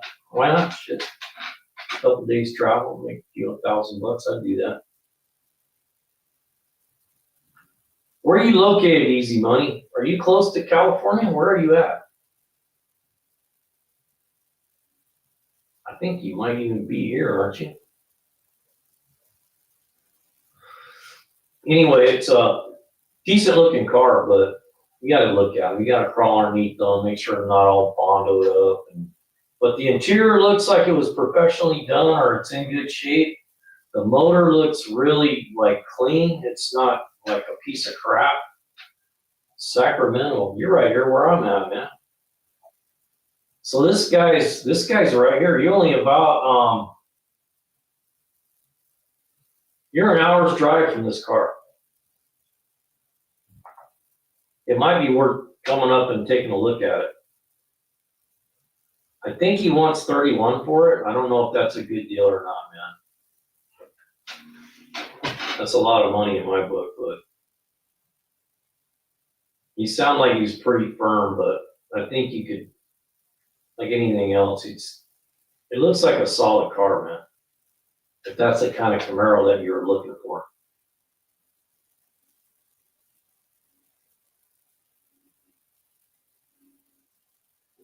All right. No problem. Yeah, that's a cool car. Honestly, in my opinion, I like seeing that kind of stuff, like the Buick. When I go to car shows, I'd rather see that. I'd rather see that than a Camaro or a Mustang. Because you see Camaros and Mustangs all the time at the car shows. It's nice to see something different. When I go, I don't even stop and look at the Chevy pickups anymore. I have one because I want to look at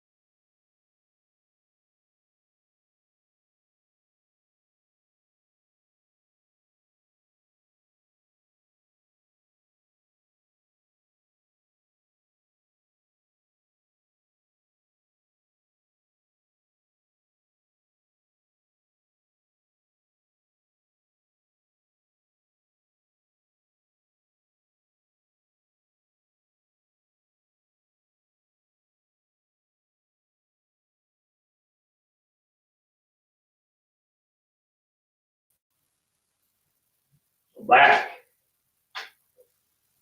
Oh, let's switch it over to my other, hang on a second. I see I got one. My,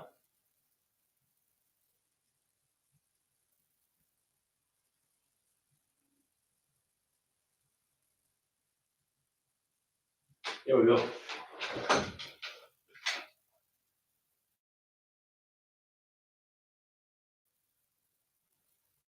I made it. I had my battery, you know what, can you guys hear me all right? What's the audio like, man? I got that, I took my thing off. I can't believe you can even hear me.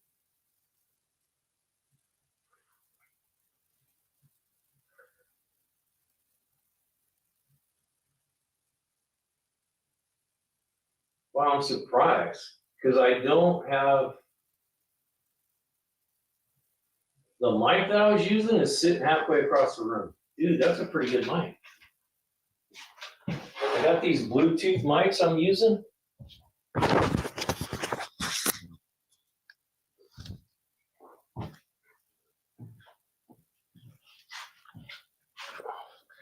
So when I took my jacket off, this was over there sitting halfway across the room.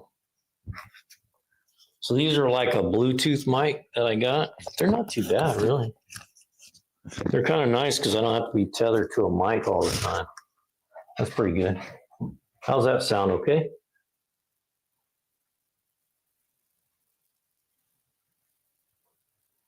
Did you ever do any work on British MGs? My dad posted and I got his 59 MGA Roadster. That's not running like 40 years, but always garage kept. It will be my spring job to get on the road. I haven't worked on a lot of MGs. No, that's one car I haven't done a lot of work on. Thanks, Wilt. Good deal. Yeah, I forgot. I remember when I took my jacket off earlier. The mic was on that jacket. It was sitting over there in a chair halfway across the room.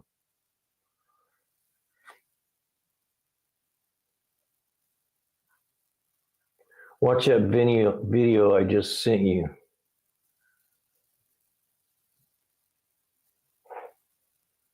Let me check it out. Let's see if I got my email up. Gmail.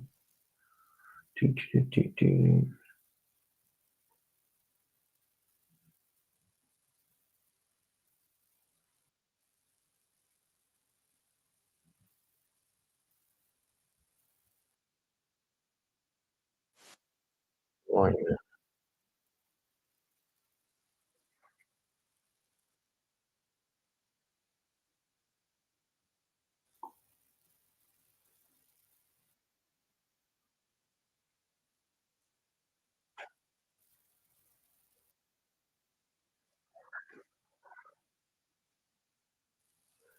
Hang on, Will. I'll pull it up.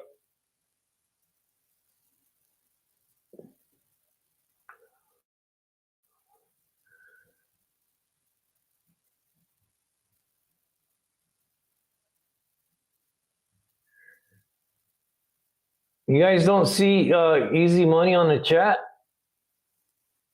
That's weird. I see him. It says One Easy Money. It says Greg.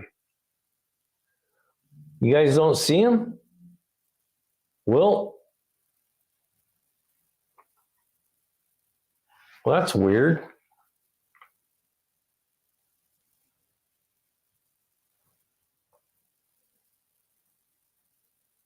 I don't know what that's about. I see everything that he sees, and he's not blocked or nothing. Let me see. Wonder if I can download that. It's kind of a cool video, Easy Money. It's pretty long though. It's like 12 minutes long.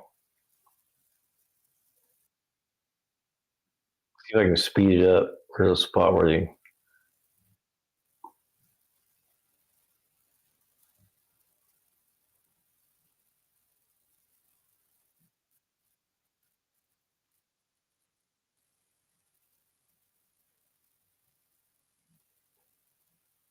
Hey, you know what?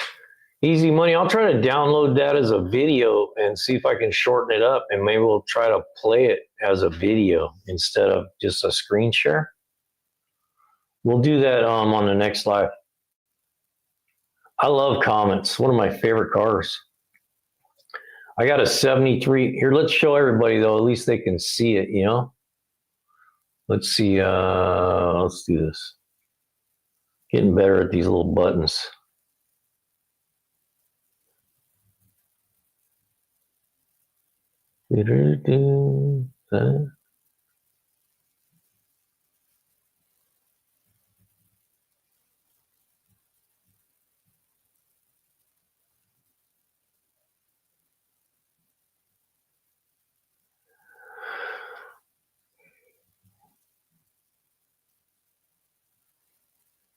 I don't know why I can't figure this part out.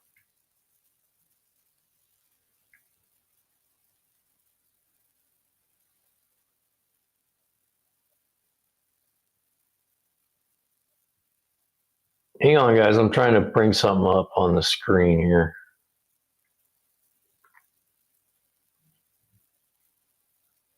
Share screen.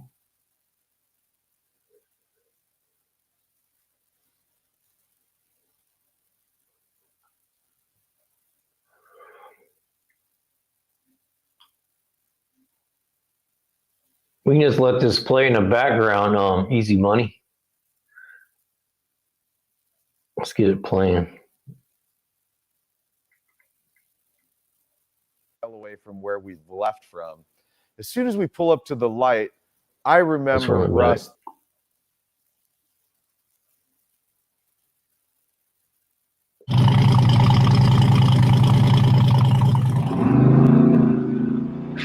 Let's let it play in the background.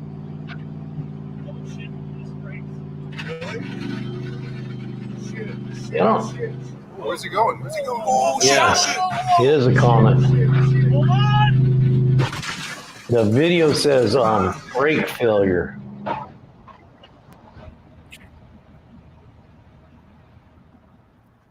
Hey guys, what's up? It's Sean, Autotopia LA. I'm giving you a warning right up front. All This bad, video huh? could be potentially considered graphic in nature. It We're was a not doing beautiful it car, to show you 64 graphic Comet. for the sensational element.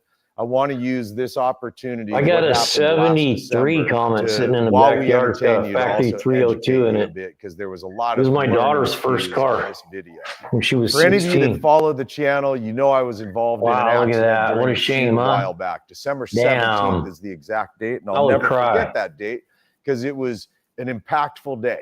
Like any other day, we went be down to our drunk. buddy Dean's. They'd have to SoCal take me to the Classic bar Car after Storage to that. shoot a video. I'd cry It was like a our little first girl. time seeing this car or meeting the owner, Russ. Beautiful car. And when he just showed up, it was a destroyed. knockout car. 64 Had a Mercury brake Comet, failure. beautiful metal work on this car, hundreds of thousands of dollars spent building a 1,300 horsepower blown, gorgeous Mercury Comet. People always say, so what did this cost you? I said 23 years, 208,000 and 2 wives. Yeah. So, That's a nice little I car. built You know the what I like car, about the on my Comets? own out of my garage. Like if basically. This is a show it again. 632 Okay. Merlin You may big show block it from the Chevy beginning? with a 1471 BDS You guys blower want to show on it it. from the You're very not going to the beginning? drag strip No. with this thing. No, it's too much Hang on, grief a little bit. has been put into this to make For this sure. happen.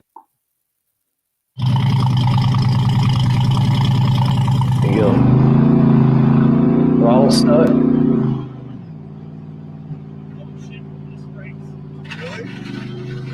Hard to see on my screen. It's so Where's he going? small. Where's he going? Oh, shit, oh, shit. I can blow it up and then I lose you guys. Damn. That would suck, dude.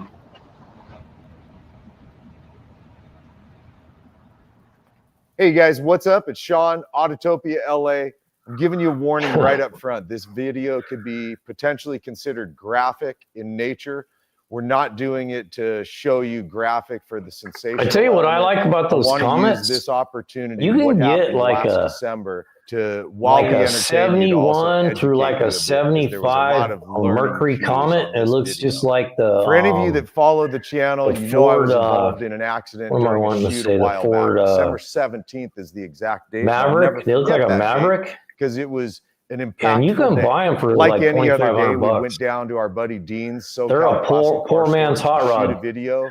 It was And our a first lot of time them have seeing that this factory car or 302 meeting in the them. owner, Russ. And they're And when he showed up, it was a knockout car. 64 Mercury Comet. that Beautiful Meyer metalwork on this car. Mannix body Hundreds with of a hard thousands top of back. dollars I spent got for building. free from my aunt. Needed a 1,300 motor rebuilt. I ended up selling it blown. for Gorgeous 200 Mercury bucks. Comet. Yeah, People those are always really say, popular so now, dude. what did this cost you? I said 23 years, 208,000 and 2 wives. Yeah, the So- parking bar doesn't do a lot for you. I built the 50. car on my own out of my garage, basically. This is a 632 Merlin big Hey, block Will, Chevy what would you with have a been 1471 BDS blower on it. You're not going to the drag strip with We'd this. have been No, doing. it's We'd too- all been Too much trying to grief step on them has brakes. been put into this to make For this sure. happen, to put it into a wall or do something stupid. So in the Well, thanks for 23-year sharing that. process, something that didn't Oh. stand out to me at the Did I see time wrong of the guy? I think I interview did. is he said he had done his Easy brakes money. about 17 years ago 200 on this grand. car. Now, Holy the car hasn't crap. been driven much, but I would've- brake technology has I would've changed cried like a little dramatically girl, over man. the last 17 years. You I know, would've I've got a cried. couple things on my wish list. Probably should put bigger brakes on it at the time.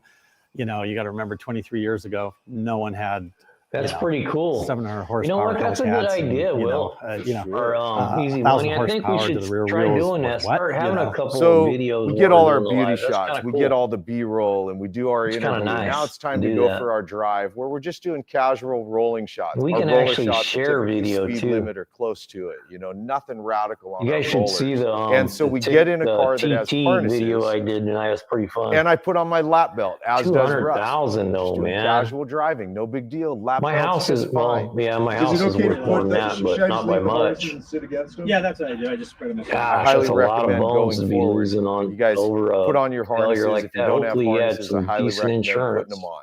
Here we go, down the road, right? Time to get some nice, beautiful rolling shots of this gorgeous Mercury Comet. Nice car though, It's huh? a mile away from where we've Those left Comets from. are nice As cars. soon as we pull up to the light, I remember Russ throwing the car. The automatic Cyclones transmission, are throwing pretty it into nice too, I neutral, think. The Mercury and tapping Cyclone. the accelerator. And he Like I tells said, me I the got a accelerator's 73 sticking Comet in the at a give or backyard. take at about 2,200 It's got, RPM. we rebuilt it in here and I did a little work on the motor. And that was my daughter's 16-year-old first car, 73 Mercury Comet, automatic with a Again, not one 302. we really thought about. Two-door. You know, I've had an accelerator stick before. Nice You little car. kick it, you're I'll all have to good, take some right? video of that So we and take post off it here down for the you road. guys. Nice wide road, right? You got 3 lanes on each side. Really nice for cruising along, catching our rolling shots. We drive. Yeah, I have to put that. I'll take a little video of my Comet I have out back. It's a 73. I had a 71 when I was younger. So yeah, it runs. I mean, it's been sitting a long time, but it'll run. You just need to drop. I just put a radiator in it last summer. I don't start it and run it. The fuel needs to be drained out, and probably kit the carburetor. I bet it's been sitting there for about I don't know, about 7 or 8 years now. But it really ran when I parked it. Just we didn't drive it because it was my daughter's car, and then she moved to Arizona. It runs though. It's a sleeper, man. Those cars. Yeah, the Grabber. Yes, I have. Will.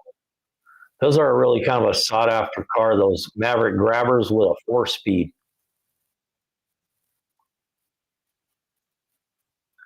72 Moto Ski Cadet snowmobile.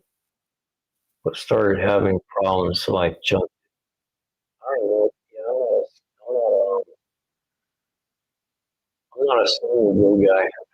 We have some guys I work with that they always would go snowmobiling.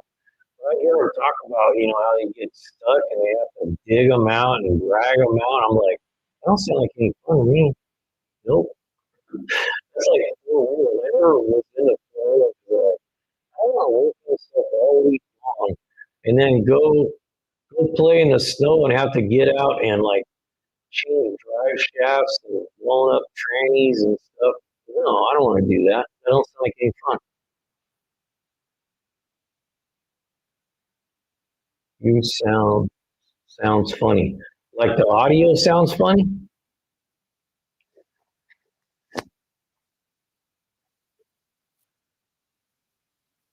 My audio sounds weird. Let me know. We'll switch over to the other mic. Yeah, okay. I'm gonna switch to this other mic because this might be getting low. Batteries are probably going dead. Give me a second. I'm gonna switch the mic over. I had these mics on because I was working outside. Is this the right one?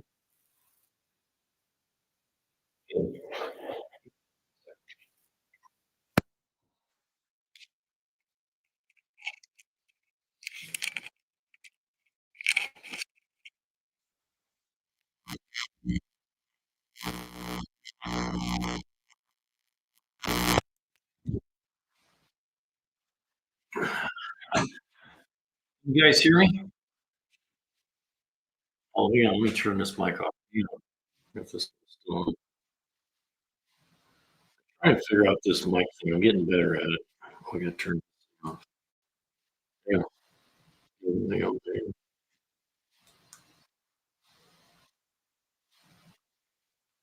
It's off. This. Okay. You guys hear me now? Otherwise, I'll have to switch the audio. Sounds better. That's that Deity. It's a nice little mic for like $50, you know.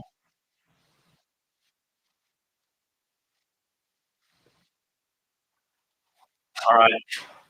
Thanks, buddy. Appreciate it. Hey, anytime that happens, I appreciate when you guys tell me that because I don't know. I have no way to know. Get this camera down. Just there.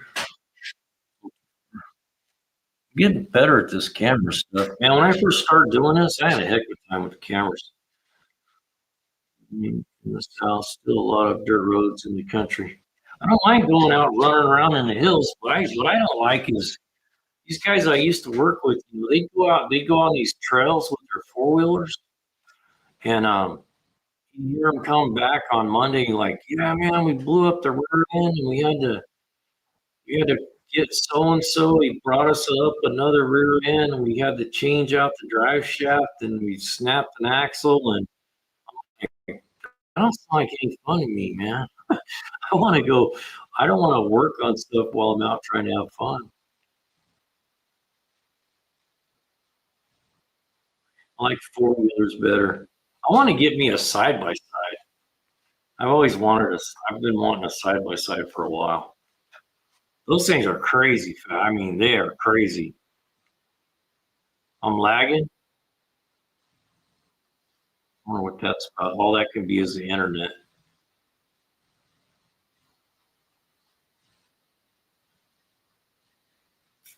I'm not sure on the lagging.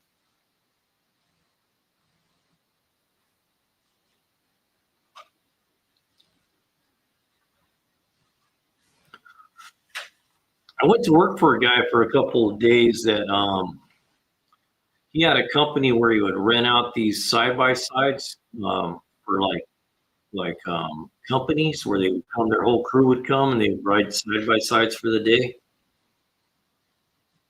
Yeah, I'm not sure what that's about, Case Tractor. Hopefully that doesn't become an issue because usually when the lagging starts is because we're trying to run it at too high of a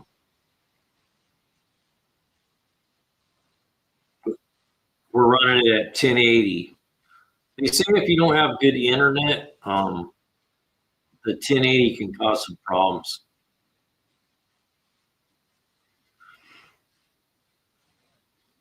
Those side by sides, though, if a guy was wanting to get into wrenching, I think that would be a good way to go. Is learn how to work on those side by sides. They're easy to work on. You don't have to put them on a rack to work on them. You can crawl underneath them. They set up really high. They have really high maintenance requirements on them, so they're always needing to be worked on. And most people that have them, they got a few bucks. You know, they don't hold back when it comes to like putting on aftermarket stuff on them. You know, they're not cheap, man. I think a good side by side now is like 35, 40 grand.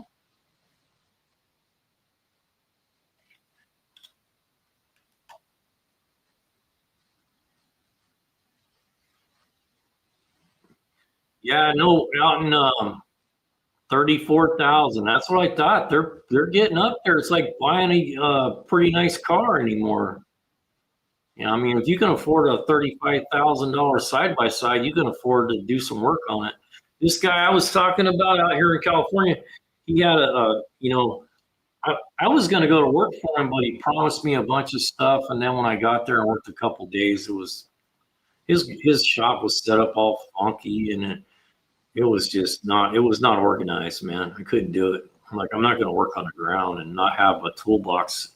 I'm not going to walk a half a mile to go get my tools.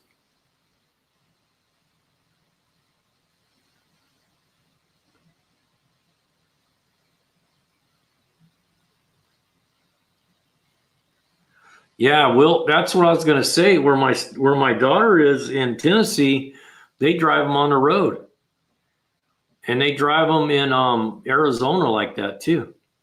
You can drive your side by side on the streets. But you know, when I see people doing that, that's got to be so expensive because the maintenance requirements on those are just a little Rotac motor. So you have to change the oil, man, on them all the time. And you know, you have to keep up on the maintenance. They're maintenance hogs. I mean, you change a lot of oil on them and filters and stuff, not like an automobile. So if you're driving that thing all the time like a daily driver, it's going to cost you a fortune to keep that thing maintained. And they got these clutch housings in them that when you ride them hard, the clutch material comes off inside there, and you got to pull these covers off and blow them all out, or they'll start slipping.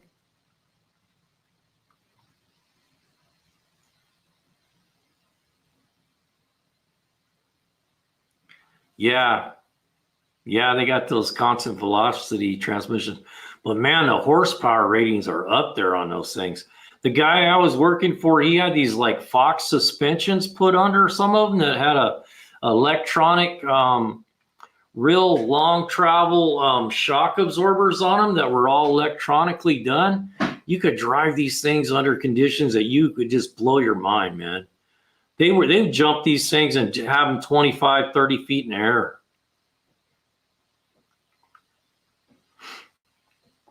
They have crazy horsepower, man. I'm not kidding you. And the people will spend the bucks on them. Yeah, they got a lot of, I don't know what the horsepower rating is on them, but I think they're around 400, and they don't weigh nothing, man. Like I said, if you full throttle one of those and hit a jump, that thing you'll be 35, 40 feet in the air. I mean, people lose their arms all the time in those things because they get in rollovers and they stick their arm out the window. You got to keep your arms in, because if you get rolled, a lot of people get hurt in those where they just thrash their arms. You need to put big plastic covers on the windows so in case you're in an accident, your arm don't go out. Yeah, they're crazy fast, man. Super fast. They got crazy torque, and I'd like to have one though. I wouldn't mind having one. But like I said, they're expensive to maintain. Super expensive. Yeah, I remember the Odysseys. They were like the first real side-by-side, really. They were kind of cool. They had like paddle, did they have throttle on the wheel? I think they had throttle up here. You still see them around once in a while. I always thought it'd be cool to find one of those all thrashed where the motor's blown up and put two of those 112 Predator motors on one. Make a dual motor one. Throttle on the wheel. Yeah, that's what I thought. They're throttle on the wheel. Yeah, Doc, that's what I was doing for that guy. I'm trying to remember that the sound systems we were putting in them, they were really high end, man. They were like 7,000-8,000. They were Rockford Fosgate, I think they're called. Fosgate or something like that. So we were just putting in these premium sound systems on them. And they were like 7,000 or 8,000 for the sound system. And then People were bringing stuff from him from like Alaska, Arizona, all the way to California to have him work on their stuff. And that's what he said. He said, what's nice is they got money. They don't care what it costs. They just want to get it done. He said, I'll tell them it's going to be 20 grand. They're like, I don't care, do it. And they usually want it. Like they need it right away. Is this shit show live?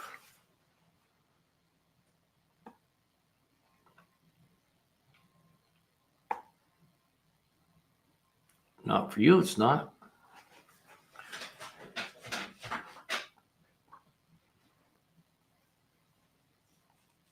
Yeah, I wouldn't mind having one. Yeah, troll. I wouldn't mind having one. I always thought about it'd be cool to see, because I was going to travel with my motorhome, and my motorhome, it's limited to 3,500 pounds on the tongue. And I think it's just because of the braking, because capacity wise, like the suspension will handle 10,000, but I think they limited the tow capacity because of the braking. So it's limited to 3,500 pounds. And I always thought one of those side-by-sides would be nice to drag behind it, especially if you're going to places like Arizona or, places where you can drive them on the road. Be pretty cool. And you can take them off-road. Be fun. I've ridden in a Polaris Ranger, full dress side-by-side, homemade doors made of wood and plexiglass.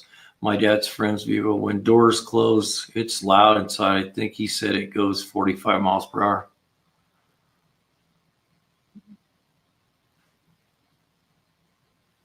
Almost till the last minute, then try to find folks to rush through. Yeah, that's what he said. He said he'd get a lot of guys that would call him and say, I don't care what it costs. I'm going to this thing in 2 weeks and I need it. So they were always under the gun, like to get stuff done. And they try to do that with me. But I told them when I went to work for them, I said, hey, I'm 60 years old, man. I'm not working till 2 in the morning. Those days are over for me. Hey, how far are you from the desert where they ride the dunes? For me, there's a place from here that a lot of people go to called Sand Mountain. I'm not sure how far it is from here. And then they got the Oregon dunes.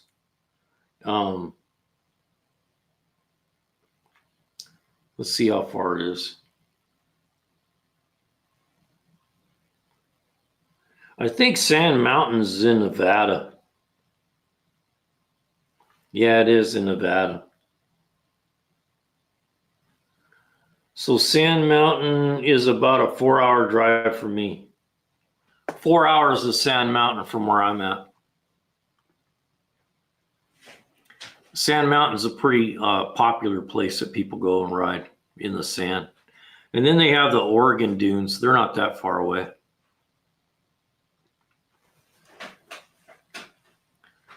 But Sand Mountain's probably the most common one where people go and they'll take their motorhomes and all their play toys and go out there and rip around in the sand. I had buddies that used to go up there every year. They'd take all their play toys and their motorhome and they go to Sand Mountain for like a week or 10 days. It was a good time. Pretty fun stuff. Well, boys and girls, I think I'm going to have to call it a night. I got some stuff to do in the morning.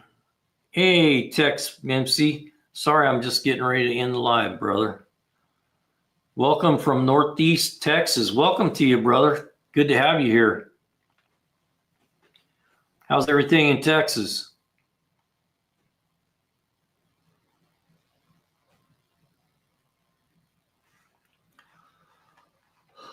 All right, Doc, take care, brother. Thanks for stopping by. We appreciate you every time.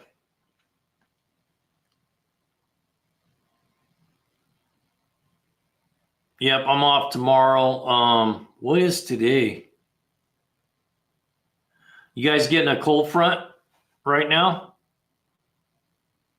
I knew some people that would go to Texas every year with their motorhome and they'd stay there during the winter because it was warm.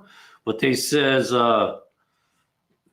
man, they went one year and man, it was cold, really cold. It froze like super cold.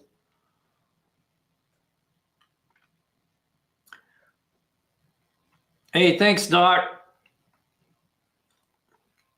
Man, he's a cool dude. You know, he's always willing to help out the channel. Every time he comes here, he leaves money like that.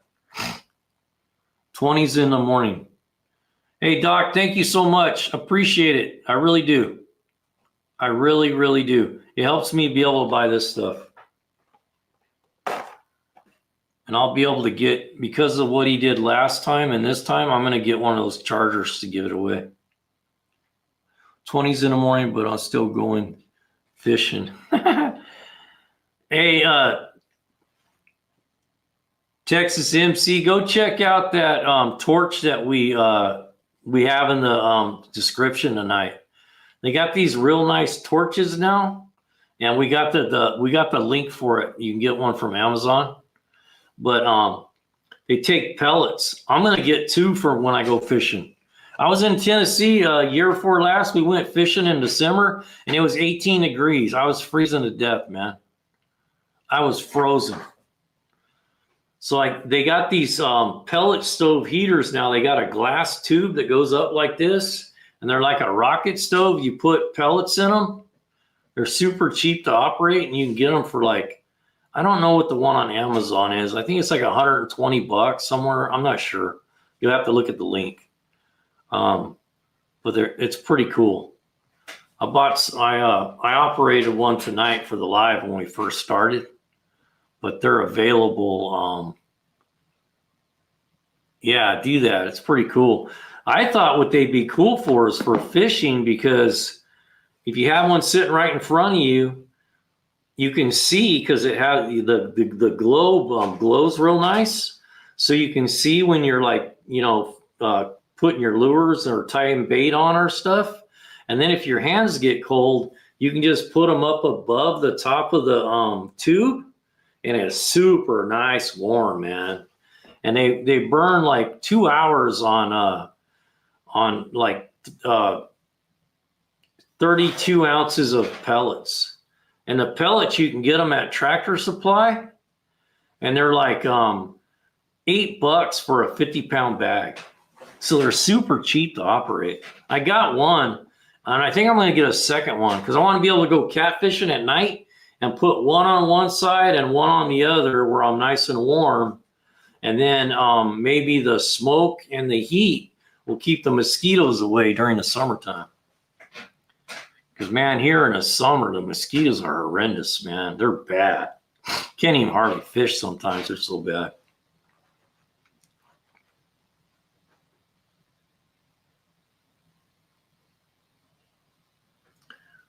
Fearless Clutch and Stick. Who is Clutch and Stick? Where is Clutch and Stick? Is he here now? Fearless L1T. Got a Tractor Supply mount. That's what I do. Catfish 11 months out of the year. Really? Yeah, I like catfishing, man. It's my favorite fish to eat, to be honest with you.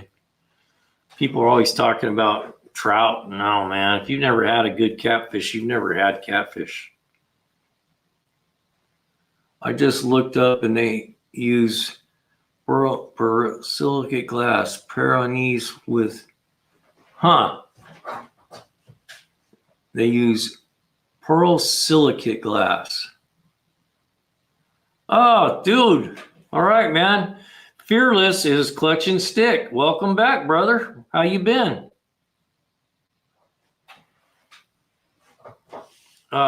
Fearless that you see on the screen there, he's a usual here. He used to go by Clutch and Stick.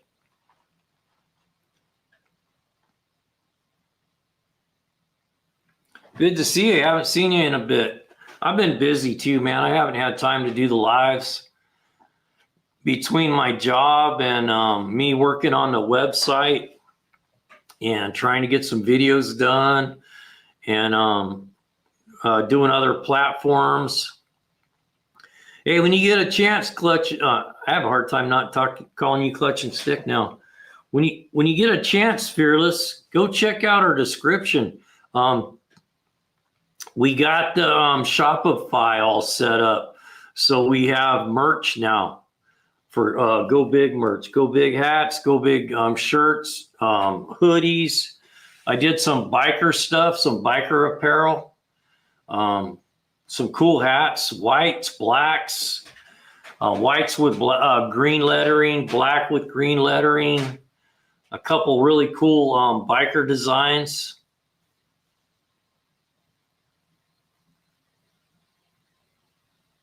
Yeah, I haven't been live. I didn't go live last week.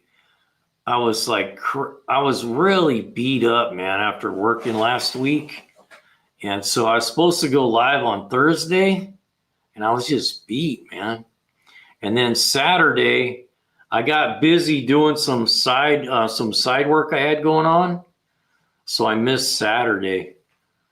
So I'm going to try to figure, because I don't want to be messing up on a schedule. I might cut back on the schedule.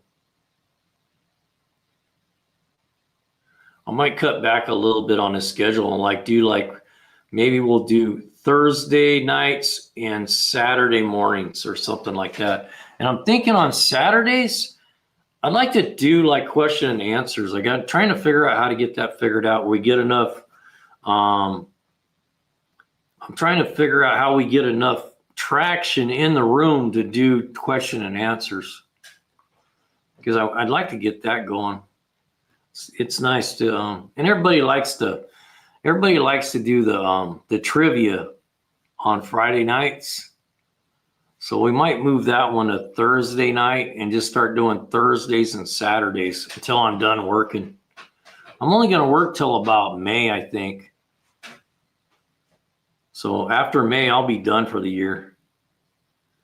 I'm probably going to go get some parts finally for my F-250 tomorrow.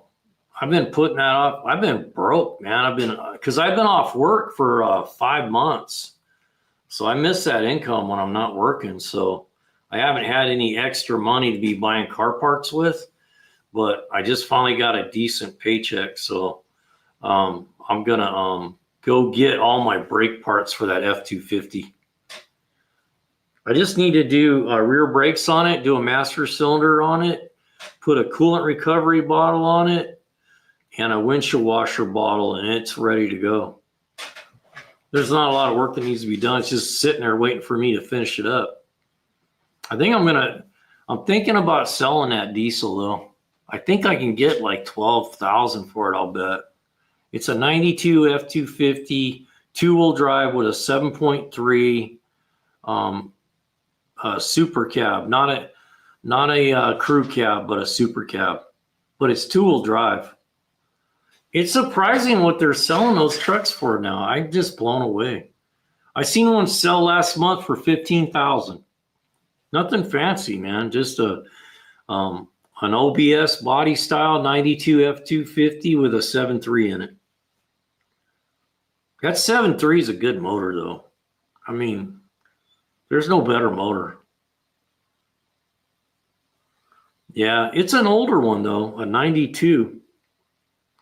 But I bought it because I was going to use it to pull my equipment trailer with. But then I start thinking, man, I have 3 trucks right now. I got the Chevy pickup, the 71 Chevy C20. I got the diesel, the one I was just telling you about, and then I got a 99 Ford F-150. And it don't make any sense to have 3 trucks. So I'm thinking about selling 2 and keeping 1. But I know that the diesel would be the better one to hang on to haul with. But that F-150 is such a good, dependable truck. You know, I can jump in it and drive to Alaska tomorrow and not worry about nothing. So I don't know. I'm still on the fence. I'm thinking my plan was to sell the diesel and take the money and put it into the Chevy pickup, the 71, and finish my Harley. So, you know, sell one and finish up 2 projects with the money. We'll see.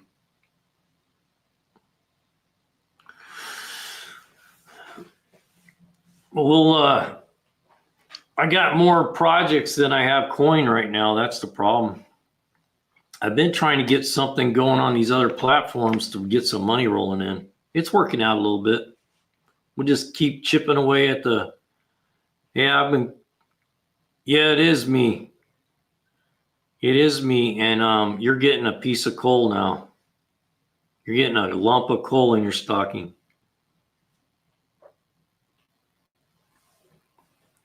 Actually, I was Santa tonight. I had my Santa suit on.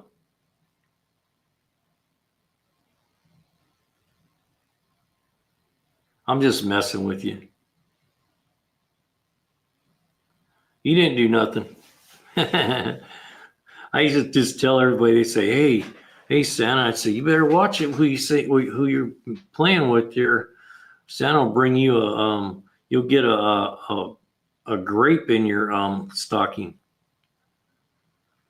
What are you doing, Letty Cobb? Where are you from? Welcome to the live.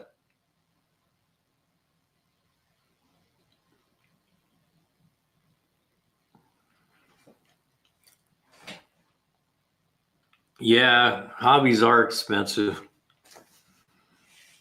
I had that old 71 Chevy pickup forever. I just had a hard time getting rid of it, man. I was thinking I'd rather keep, they're harder to find than an old diesel pickup. I can get another diesel later. I'm thinking about taking that money from the diesel project and pull the motor and go through the motor in my 71 Chevy pickup and maybe put a new trans in it, just drop the money in the Chevy pickup because it's going to hold its value. It's a 71 camper. It's a custom camper, 71 custom camper, heavy half ton, heavy duty suspension. It's got front disc brakes. So it's a pretty good, I think it could be a fun project. I've had it for 15 years and I'm thinking that's the project I should do and I want to get my Harley done before spring. It's not like it's broke down or nothing. I just want to go through it. And now's the perfect time to do it while it's winter. Oh, did you? The Plymouth Fury to do other projects? Yeah. That's kind of hard sometimes, huh, to sell off those cars. I know every time I've sold off something, I look back at it and go, man, I wish I wouldn't have got rid of that. But sometimes you got to do it, man, to get the other stuff done.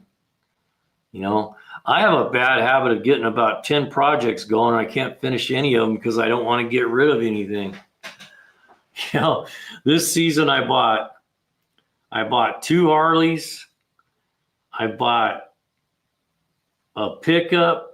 I bought 2 boats in the last 5 months.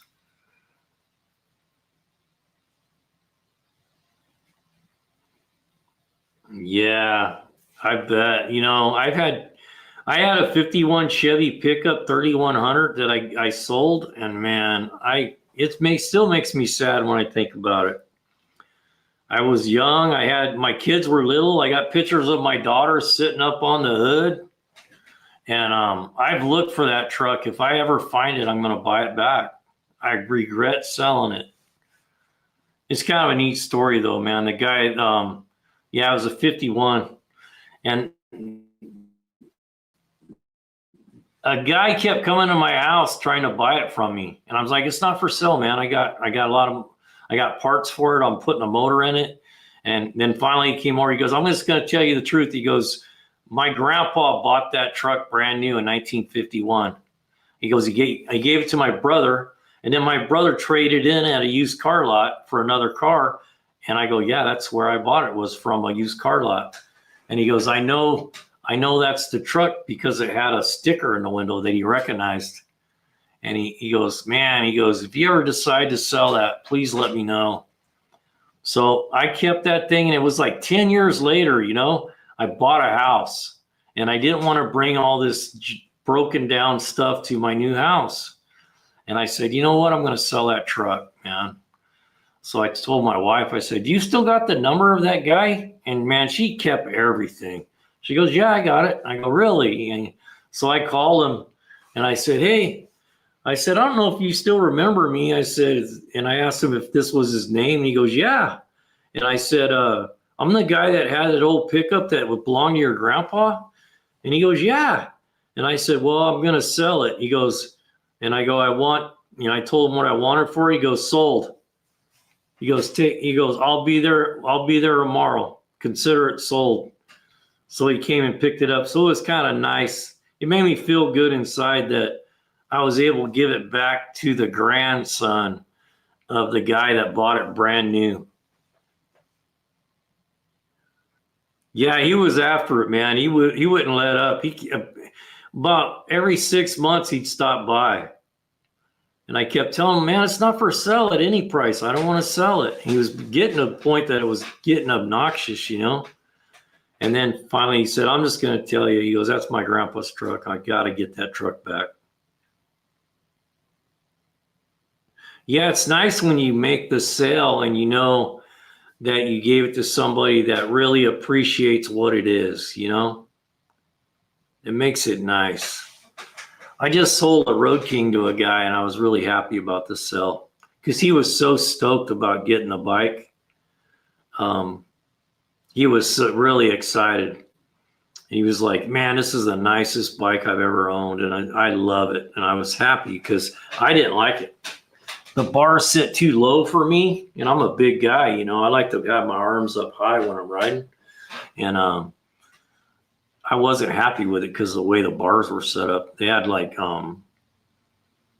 beach bars on it, you know, standard Road King. The bars sit down real low, and I didn't like it. I didn't like the way it felt when you rode it. It didn't feel safe to me.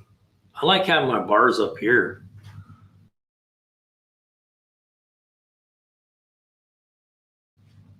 I got mini apes on my other Harley.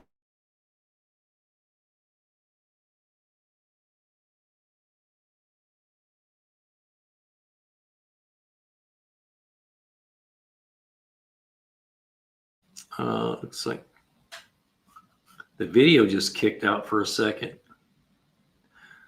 But anyway, I knew that if I kept it, I was gonna have to what's this down? I knew that if I kept it, I was going to have to change the bars. So I was going to have to put new bars on it, redo all the cables. Yeah, it's me. I'm 6'1", and I used to be like 255, but now I'm like 220.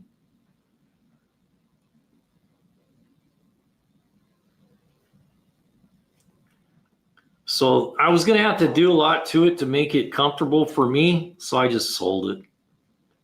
And then I bought another freaking bike, man. I hope I never have to sell it, man. It's a 1984 first year Evolution, first generation Evolution motor. And it's like smoking clean, man. It's got 36,000 original miles on it. And it has got chain drive. The first year Evolutions came with a chain drive. So it's got the chain drive on it. Nothing's been changed on it but the carburetor. It's 100% stock. It's bright fire engine red. Just a beautiful bike. Yeah, I'm going to keep it, man. It'd have to come down to... A guy talked to me about it one day, and I said, you know what? Everything's for sale, but I'm telling you, that bike right there, you're going to have to open your wallet to get that one away from me. You know, I wouldn't sell it for less than $12,000. And I bought it for hardly nothing. I paid $2,700 for that bike. And it's beautiful, man. I'm not kidding you. What I'm planning on doing with it, I got all the stuff for the original air cleaner because somebody put a different carburetor on it, which is fine because some of those early Harleys, the carburetors suck on them. So he put a Super E carburetor on it. So what I'm going to do is I'm going to do some modifications where I can put the old air cleaner back on it. So you can't tell that the carburetor is different. And everything is completely stock on it. The exhaust has been changed, but I have the original exhaust. So I'm going to put the original exhaust back on it. And I'm going to take it to bone stock. And I'm going to put it in a show as a stocker. Because it's 100% original. So it'll be a cool one to put in a show because you won't see those very often where they're not all cut up and people have changed everything on them. And the early evolutions, you can tell them when you see them, they had aluminum cases on them. They didn't have chrome cases like you see on the Evos, on the primaries and all that. All the primaries on the newer ones are chromed. The first generation Evolution motors were cast aluminum. They're not shiny. They're dull and just, cast aluminum.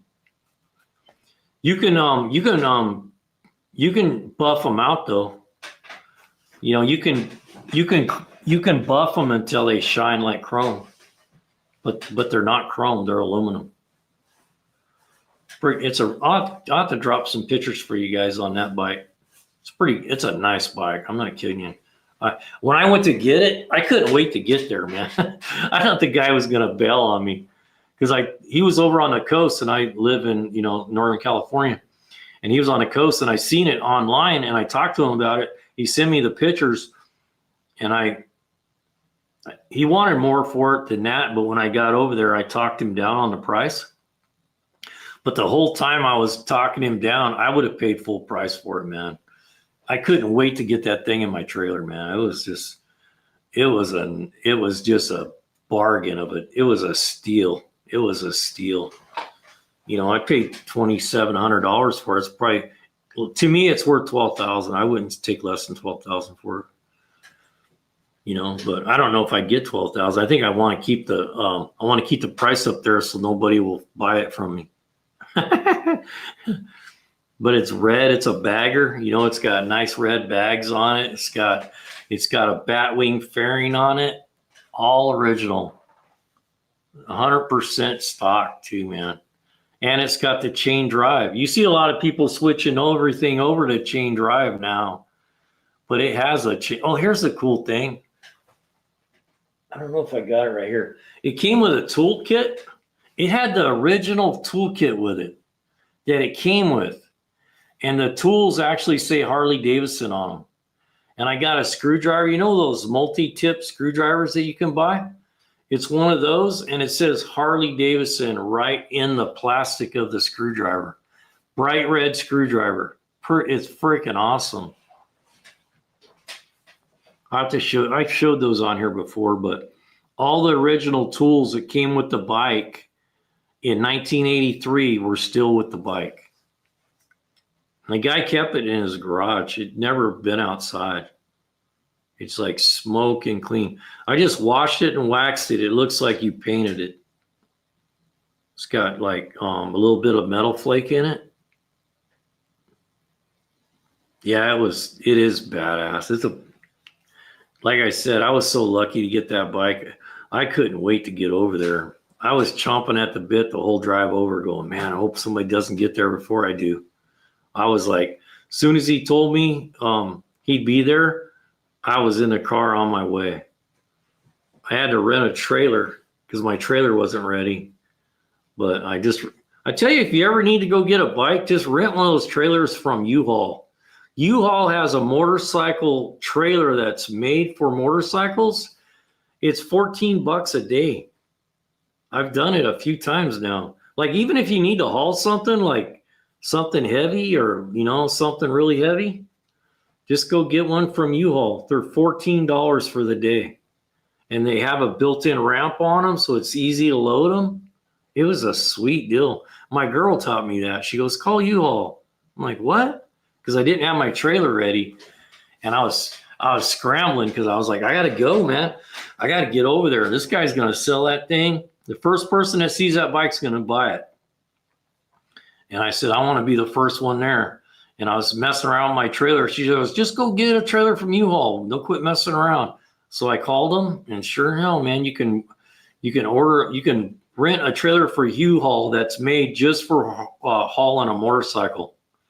It's set up just for motorcycles. And it's super cheap, man. It's like $14-15 a day.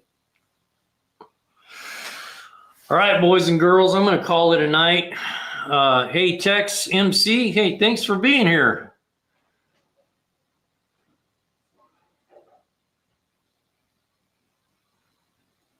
Hey, give us your subscription, man. We'd love to see you back. All right, guys. Go check out the description before you leave. We got some products in there, and we have our links for our hats and stuff on the Shopify's in there. I'll see you guys on the next live, huh? All right, brother. Thanks for your sub. We appreciate it. All right.